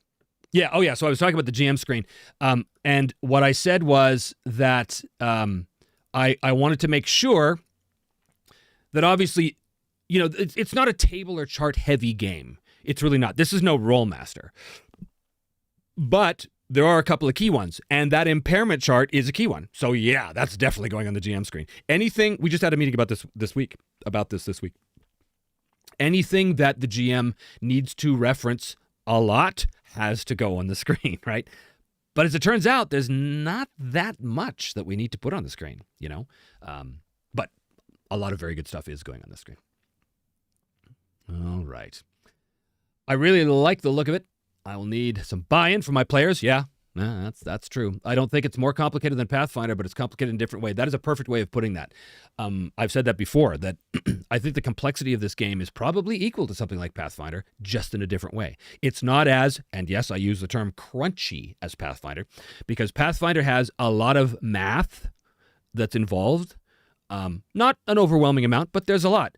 I would say less math that's involved in this game, but it's complex in a different way. Not even complicated, because I don't think complicated is the word. I think complex is the word that I would use. Sending the videos to my players to prepare them so we can quickly shift to this. Can't wait. That is awesome to hear. Awesome. It's cool. There is something about these rules that make the threat of death prevalent in a fair way. Hit points has always felt like a shallow interpretation. When my PC died, it often felt arbitrary. I agree with you. And of course, we understand why hit points were allocated, right? If you know anything about the history of RPGs, you know why we have hit points. It was an easy fix. It was an easy solution to represent how many hits a figure can take before they are out of action. So it's a natural evolution. It's just one of those legacy things that stuck because it's easy. It's easy to remember. It's easy to sort of grok and go, yeah, okay, 50 hit points, I got it. But I've never liked it because it never, for me, accurately reflected the consequences of being wounded, right? I never liked that. I wanted wounds to be something you wore as a badge of honor that you had to deal with, that had immediate effects. So I always gravitated towards games that did that. It's also why I gravitated towards games with hit locations. A lot of people hate hit locations. I think they're crucial, especially to this game. Preference. Right? Preference. I don't like D100 because they started learning... Oh, they don't like D100 because they started learning D20. That's all. Yeah, you're totally right, Tom. People just... they like the thing they learn first. And that's human nature. Well, I know this thing. I don't really want to learn anything else because I know this thing. Even though this other thing actually provides you an experience that you really want out of this thing, but you can't get because of the limitations of this thing. And if you just took the time to actually learn this thing, you would have a much better experience. But I know this thing, so I will struggle with this thing. It's human nature, and it sucks.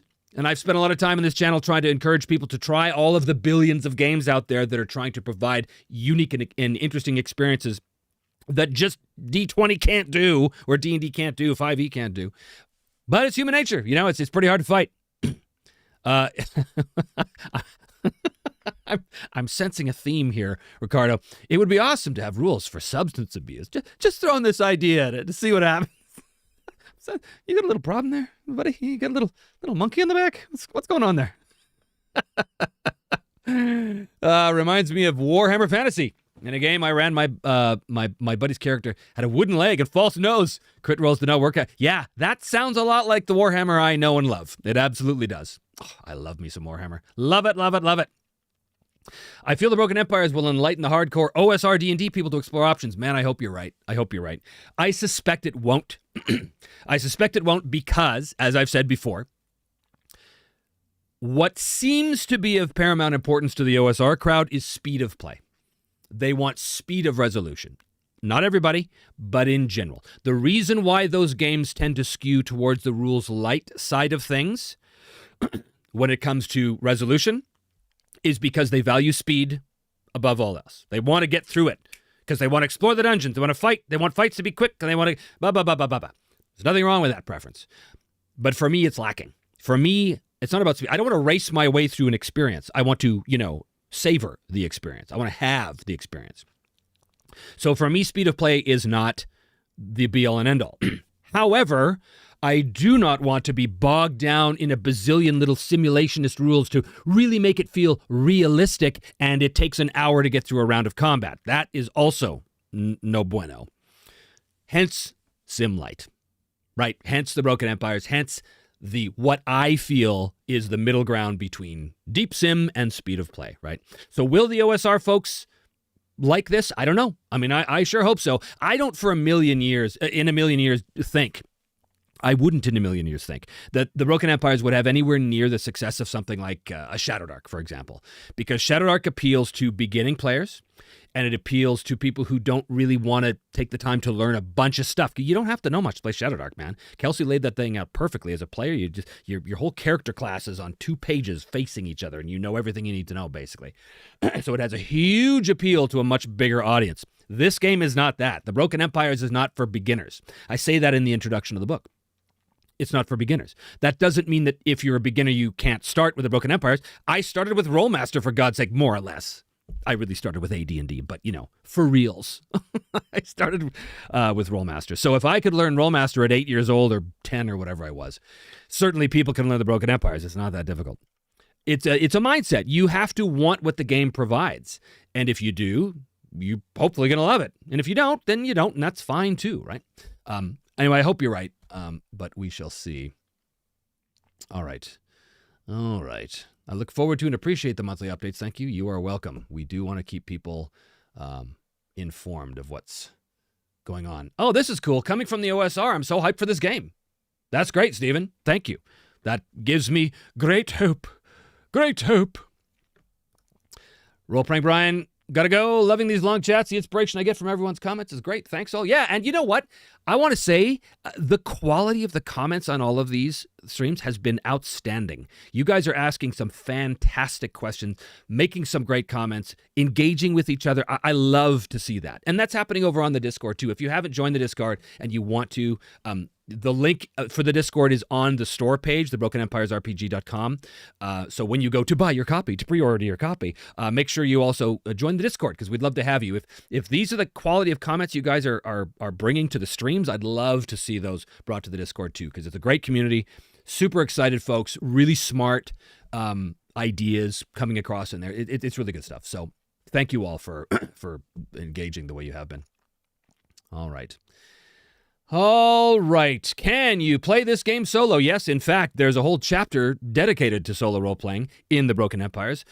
It's an Oracle system that's very reminiscent of Mythic, because that's the one I know and like. So I had Tana Pigeon design a solo system that was specific to the Broken Empires. It is very reminiscent of Mythic, but there's a few little things in there to ground it within the game, our game here. All right. Feels like it came up with a solid core game mechanic and started modeling real world situations around it. Pretty cool. Yeah, that was kind of the process there. The process. Okay. All right. Where are we here?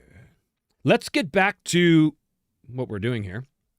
Other perils. Again, not going to go into great detail about this because essentially what this is a series of edge cases, right? But it's stuff that comes up often enough that you want to know if there's some rules to deal with it, and there are. So we talk about acid. Acid is a zone hazard. If you're blind or deaf, cold or freezing, drowning or suffocating. If you're falling, that's a big one. Fatigue, and what that means, you can take fatigue-based wounds, like if you become weary or deprived or sleepless. Fear is a big one. If you fail a willpower roll against fear, you have a choice to fight, flee, or fall.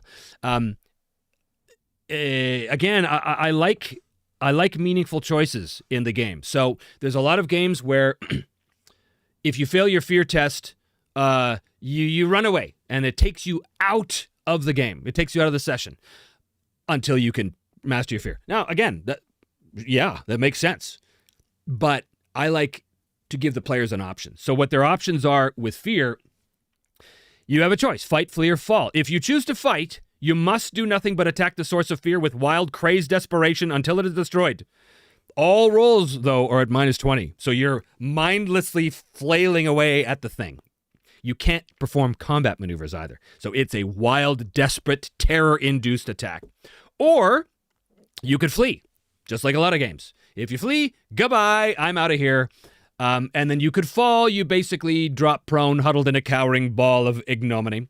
Can't perform any action, but probably the baddie isn't going to target you because you're cowering in a ball. Then there's rules for fire, rules for lightning and electricity, poison and disease with a bunch of example poisons and example diseases. And then we have a whole section for traps here, example traps for GMs to look at. All different kinds of traps, acid trap, forgetfulness gas trap, pit traps, arcane rune traps, and then finally zone hazards, which we talk far more about in the combat chapter. So that is the entirety of the wounds and healing and perils chapter. So I'm very happy with this. I love the layout. I love how it's working. I love how it's looking. We're still trying to get our final art in place, and that's taking some time. So you know where we're at.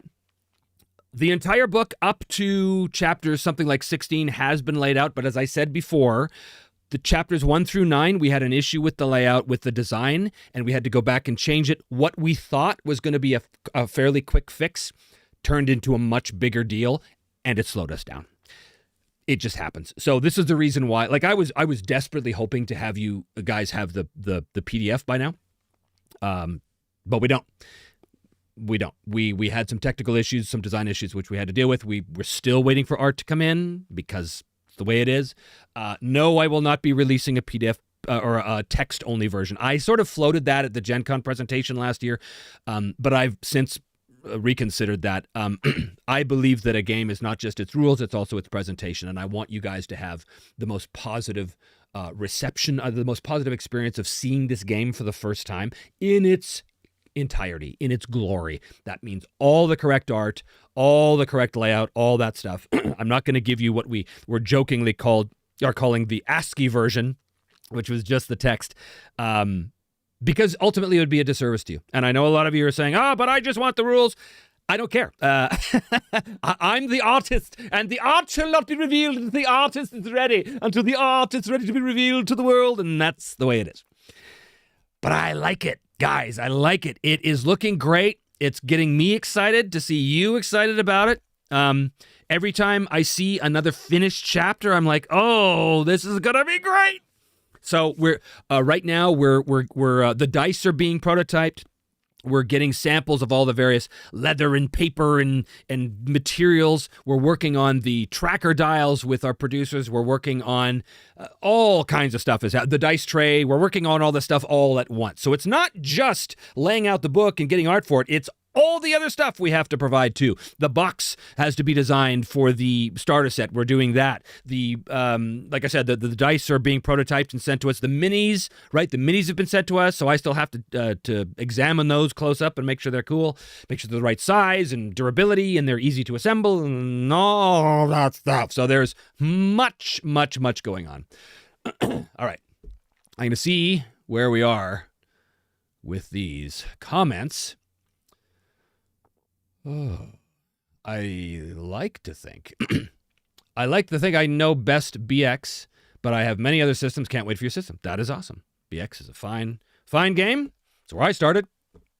I know I said I started with Rollmaster. I didn't. I started technically playing basic D&D, the Moldvay edition, but I was a paladin, which is a rule from the Advanced D&D Player's Handbook, and we were in the village of Hamlet, which is an AD&D adventure. And yet we were using the Moldvay rules, because back in those days, you didn't know the difference between basic and advanced. A lot of us thought, as kids, was that advanced D&D was clearly the thing you wanted to buy, because, well, basic's clearly for children. That was a marketing mistake on their problem, on their end. Okay. We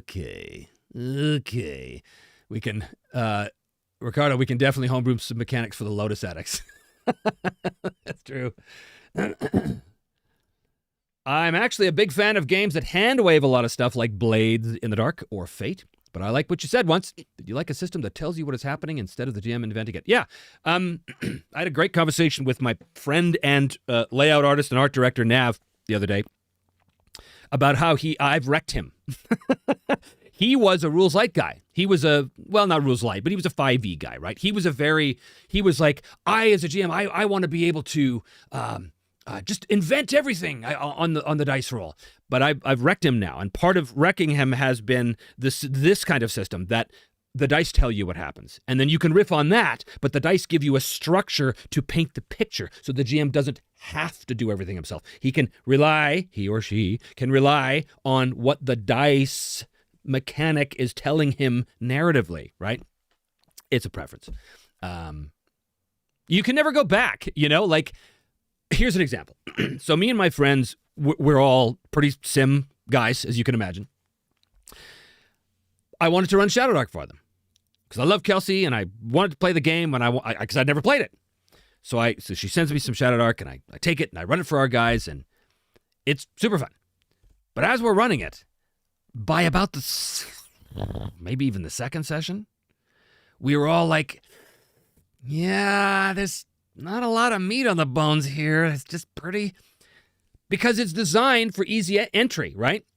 So there's not a ton of rules. That's what the Shadowdark devotees love about Shadowdark, is that you don't have all these rules, right? You can just make it up based around this chassis, which is largely a 5e chassis.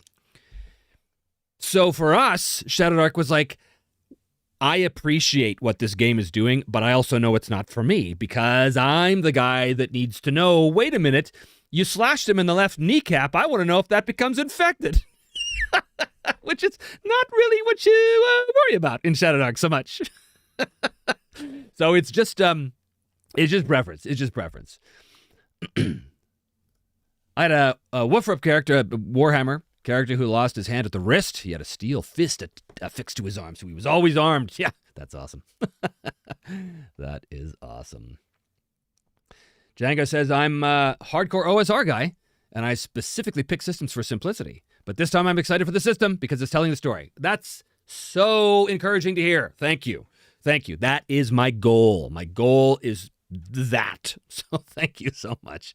I hope it works out for you. I hope you enjoy it. All right. All right. What would be the recommended average time per session in the Broken Empires?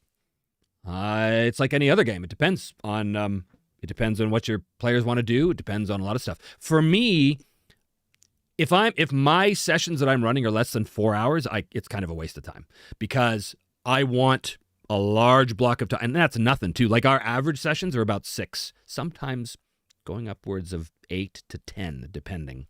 But we're hardcore. We used to do 12-hour sessions regularly, but that was in another life.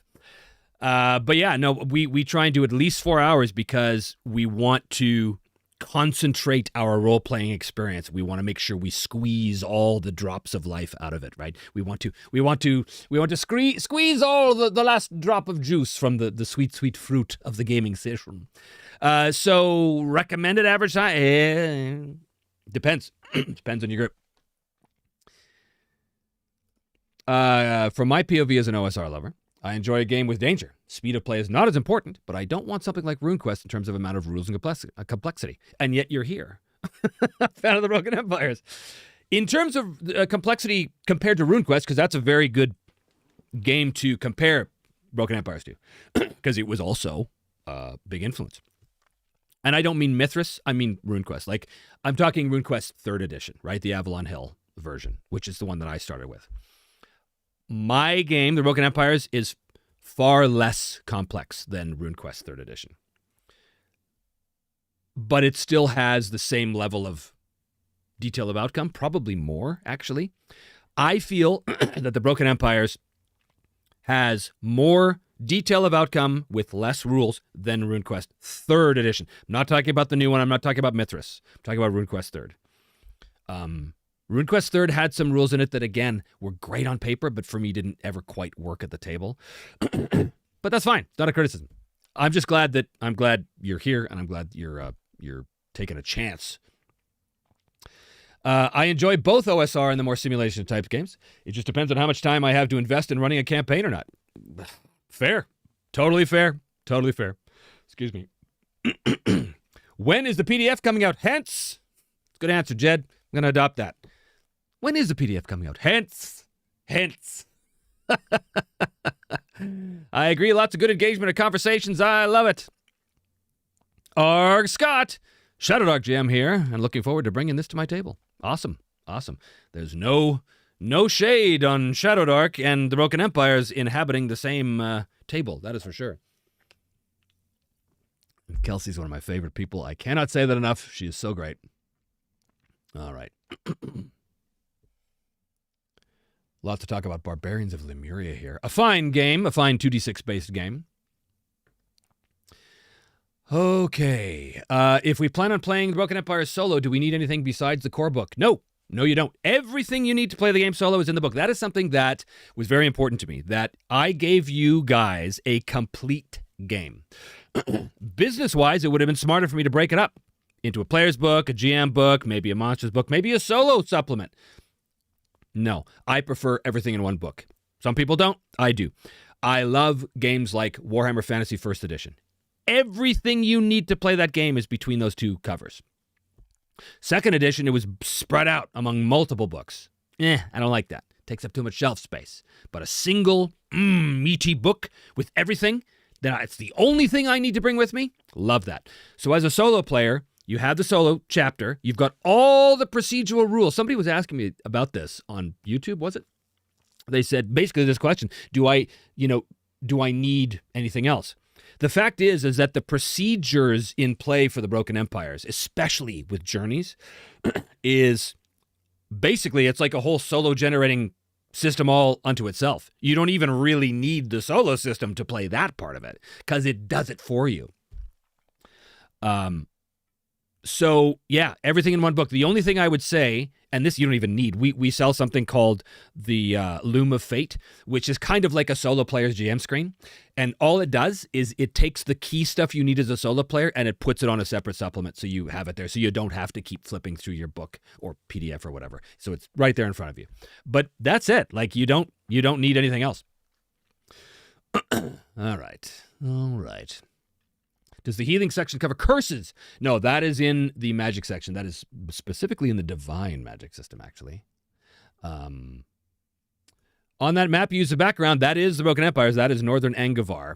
How big is one of those hexes? 10 miles. Those are 10-mile hexes. Although this map here, this might be an older map. We've sort of revised a few things. So this scale might not be the correct scale now. But yeah, it's big area. Big area. Do you know which chapters or sections of the book you may cover in videos like this next? I don't, because we're not working in chronological order. We didn't start with chapter 1 and we're working all over the place. So I don't know what's going to be ready for next time. But if it's something that follows naturally from the wounds chapter, then I might do another video like this. But I'm not going to do a video for every single chapter in the game, because I would rather just have you look at the whole thing yourself. But I wanted to cover what I call the core pillars of the game. Combat, of which wounds is part of that. Travel, like the journey system, and the magic system, and the social intrigue system. So those are the ones because those are the ones I'm going to be doing the the tutorial videos on. So Like I'm not gonna do the equipment chapter or the I might do bits of the setting chapter, but that's a big one. So I'm not sure. We'll see what my team is able to do next. Like I said, they're working on a million things at once, so we'll see. We'll see which one gets finished first. If you would release a plain text version, you wouldn't just show it to the backers, but also their players. Yeah, you can only make a first impression once. That is absolutely true. And ultimately, Simonian 9229. I'll call you Simon. Ultimately, Simon, that is the reason why I chose not to do it. Because of that exact sentiment. You only make a first impression once. And I didn't want to jeopardize that because people were getting impatient. People get impatient. I take it as a good sign. People get impatient because they're getting excited. There are some people who get impatient and say, well, I don't want to, this isn't happening anymore. Okay, well, they're wrong about that. And if they read the updates, they'd know that they're wrong about that. But some people just like to be contrarian, and that's fine. They can be as contrarian as they want. But yeah, you can only make a first impression once, and that's an important thing. Will we get more music samples in the future? Yeah. We've got the whole soundtrack of the game done now. It's one of the things that's waiting in the wings to be released onto the world. Appreciate your passion for the game. It's infectious, and I trust your judgment. Always have. Thank you very much, Scott. Thank you. My store will want all the accessories too. Vortac, well, as you can tell from the handle, Vortac Games runs a store called Vortac Games, which is, where are you? You're in New Hampshire up there? Somewhere in the Northeast, I think. How about the Weave Magic chapter next time? If it's ready. Yeah, that's definitely one of the ones I do want to cover, but it's not ready yet. I don't know when it will be. It's being worked on, but we actually, in the last update, we released a section of the sample spells chapter. The game, it's not a spell list game, but I did provide a big a non-exhaustive list of spell examples for Spellweaver players to get a sense of how you might structure certain spells, but they're just samples. I did release a bit of a page of that with the latest update, which you can find over on Kickstarter. Oh, are there any rules that handle mass combat or large-scale battles? Absolutely. It's in the appendix. It's one of the things that we released. Not released. We unlocked. It was a stretch goal. The mass combat system, which is not a narrative system. It is a wargaming system. It is unit-to-unit combat where the players control certain things, yada, yada, yada. It's a system I've been using myself. It's my own homebrew system I've been using for 30 years that I adopted and converted over to the Broken Empire. So that is an appendix, as well as a naval combat. The naval combat system was developed from Season 3 of Me, Myself, and Die, and I ported that over as well. So that is pretty cool. All right. Trying to find the link to the Discord. It's not a hidden secret. If you go to the main page of the BrokenEmpiresRPG.com and scroll all the way down, you'll see a little blue button that says "Join Us" or something like that, and it's going to be right there. And if you click on that, it'll give you your invite link. Okay. Talking about a lot of different games here. Lots of convo. Will you be releasing any dice sets with the release of the game? Yes. Dice set.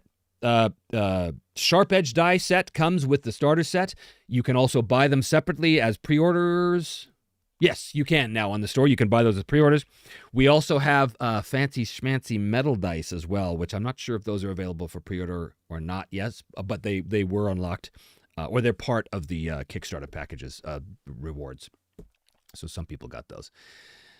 Okay. Oh, that's so funny, Grit. This was my thought exactly. When I was talking about RuneQuest 3rd, about things working better on paper than at the table, strike ranks was exactly what I was thinking of. Yeah, it's exactly what I was thinking of. Okay. Foolcat, do you plan to have TBE world books down the line that take a deep dive on particular areas or countries? Yes, I do. In fact, just between you and me and the internet, I am right now preparing for the next supplement to be released after I fulfill everybody's Kickstarter pledges, which is a supplement called Black Harbor, which is a place in the northern Westlands on the border of Thessia, and it is a little, well, it's not little, it's kind of a huge area, but it's a little sandbox campaign that is designed to plop down in front of a GM and be ready to play with all of the NPCs and the factions and what they want and who they are and the various adventure sites in the area and the maps and the secrets and all of that stuff, all ready to go. We are in production of that right now. I've hired a couple of fellas to help me out with that, and I'm very excited about that. That is a section of the world that I used myself to test the game, and I love it. I love Black Harbor. I love what I created, and we're gonna flesh it out and offer it as a supplement. I don't know whether that's going to be a separate Kickstarter or not. I don't know, but you will find out as time goes on, and that'll have a lot of details on the Northern Westlands and on Thessia and all that kind of stuff. Okay. Where are we here? Knowing what you share in these videos is helping me sell TBE to my players. Really, that's great. Well, I guess I should keep doing them, huh? Cool. All right. Is death judged based on injury, hit points above? Well, I talked about this previously in the video. If you go back, you will find all the stuff I talk about when I talk about how wounds work, death threshold, lethality level, shock, all that kind of stuff. Okay. Lots of stuff. Okay, well, you know what, guys? It has been, oh my God, almost 2 hours. I think we'll call it there. Thank you so much for joining me. As always, if you do like what I'm doing here, please consider hitting like and subscribe, or possibly joining us over on Patreon and taking part in the next On the Table live stream, which I do talk about stuff that has nothing to do with the Broken Empires, but I always make those public. But if you want to participate in the chat, consider joining us, or as a sponsor member here on YouTube or patron, blah, blah, blah, blah, blah. Okay, that's all for now. We've got some bundles available from Fanatical, which is a company that bundles TTRPG stuff as well as computer RPG stuff. If you get one of those in the comment section in the description below, that's a good way to help support the channel. And the drive-through RPG links are a good way to support the channel. Support the channel. Thank you all for joining me, and thank you for buying the game and supporting the game. And to all my backers out there, thanks for sticking with me. I think you're great for still being here, and I think you're gonna like the product, because I certainly do. All right, my friends, I say farewell by clicking this button and hoping that it works.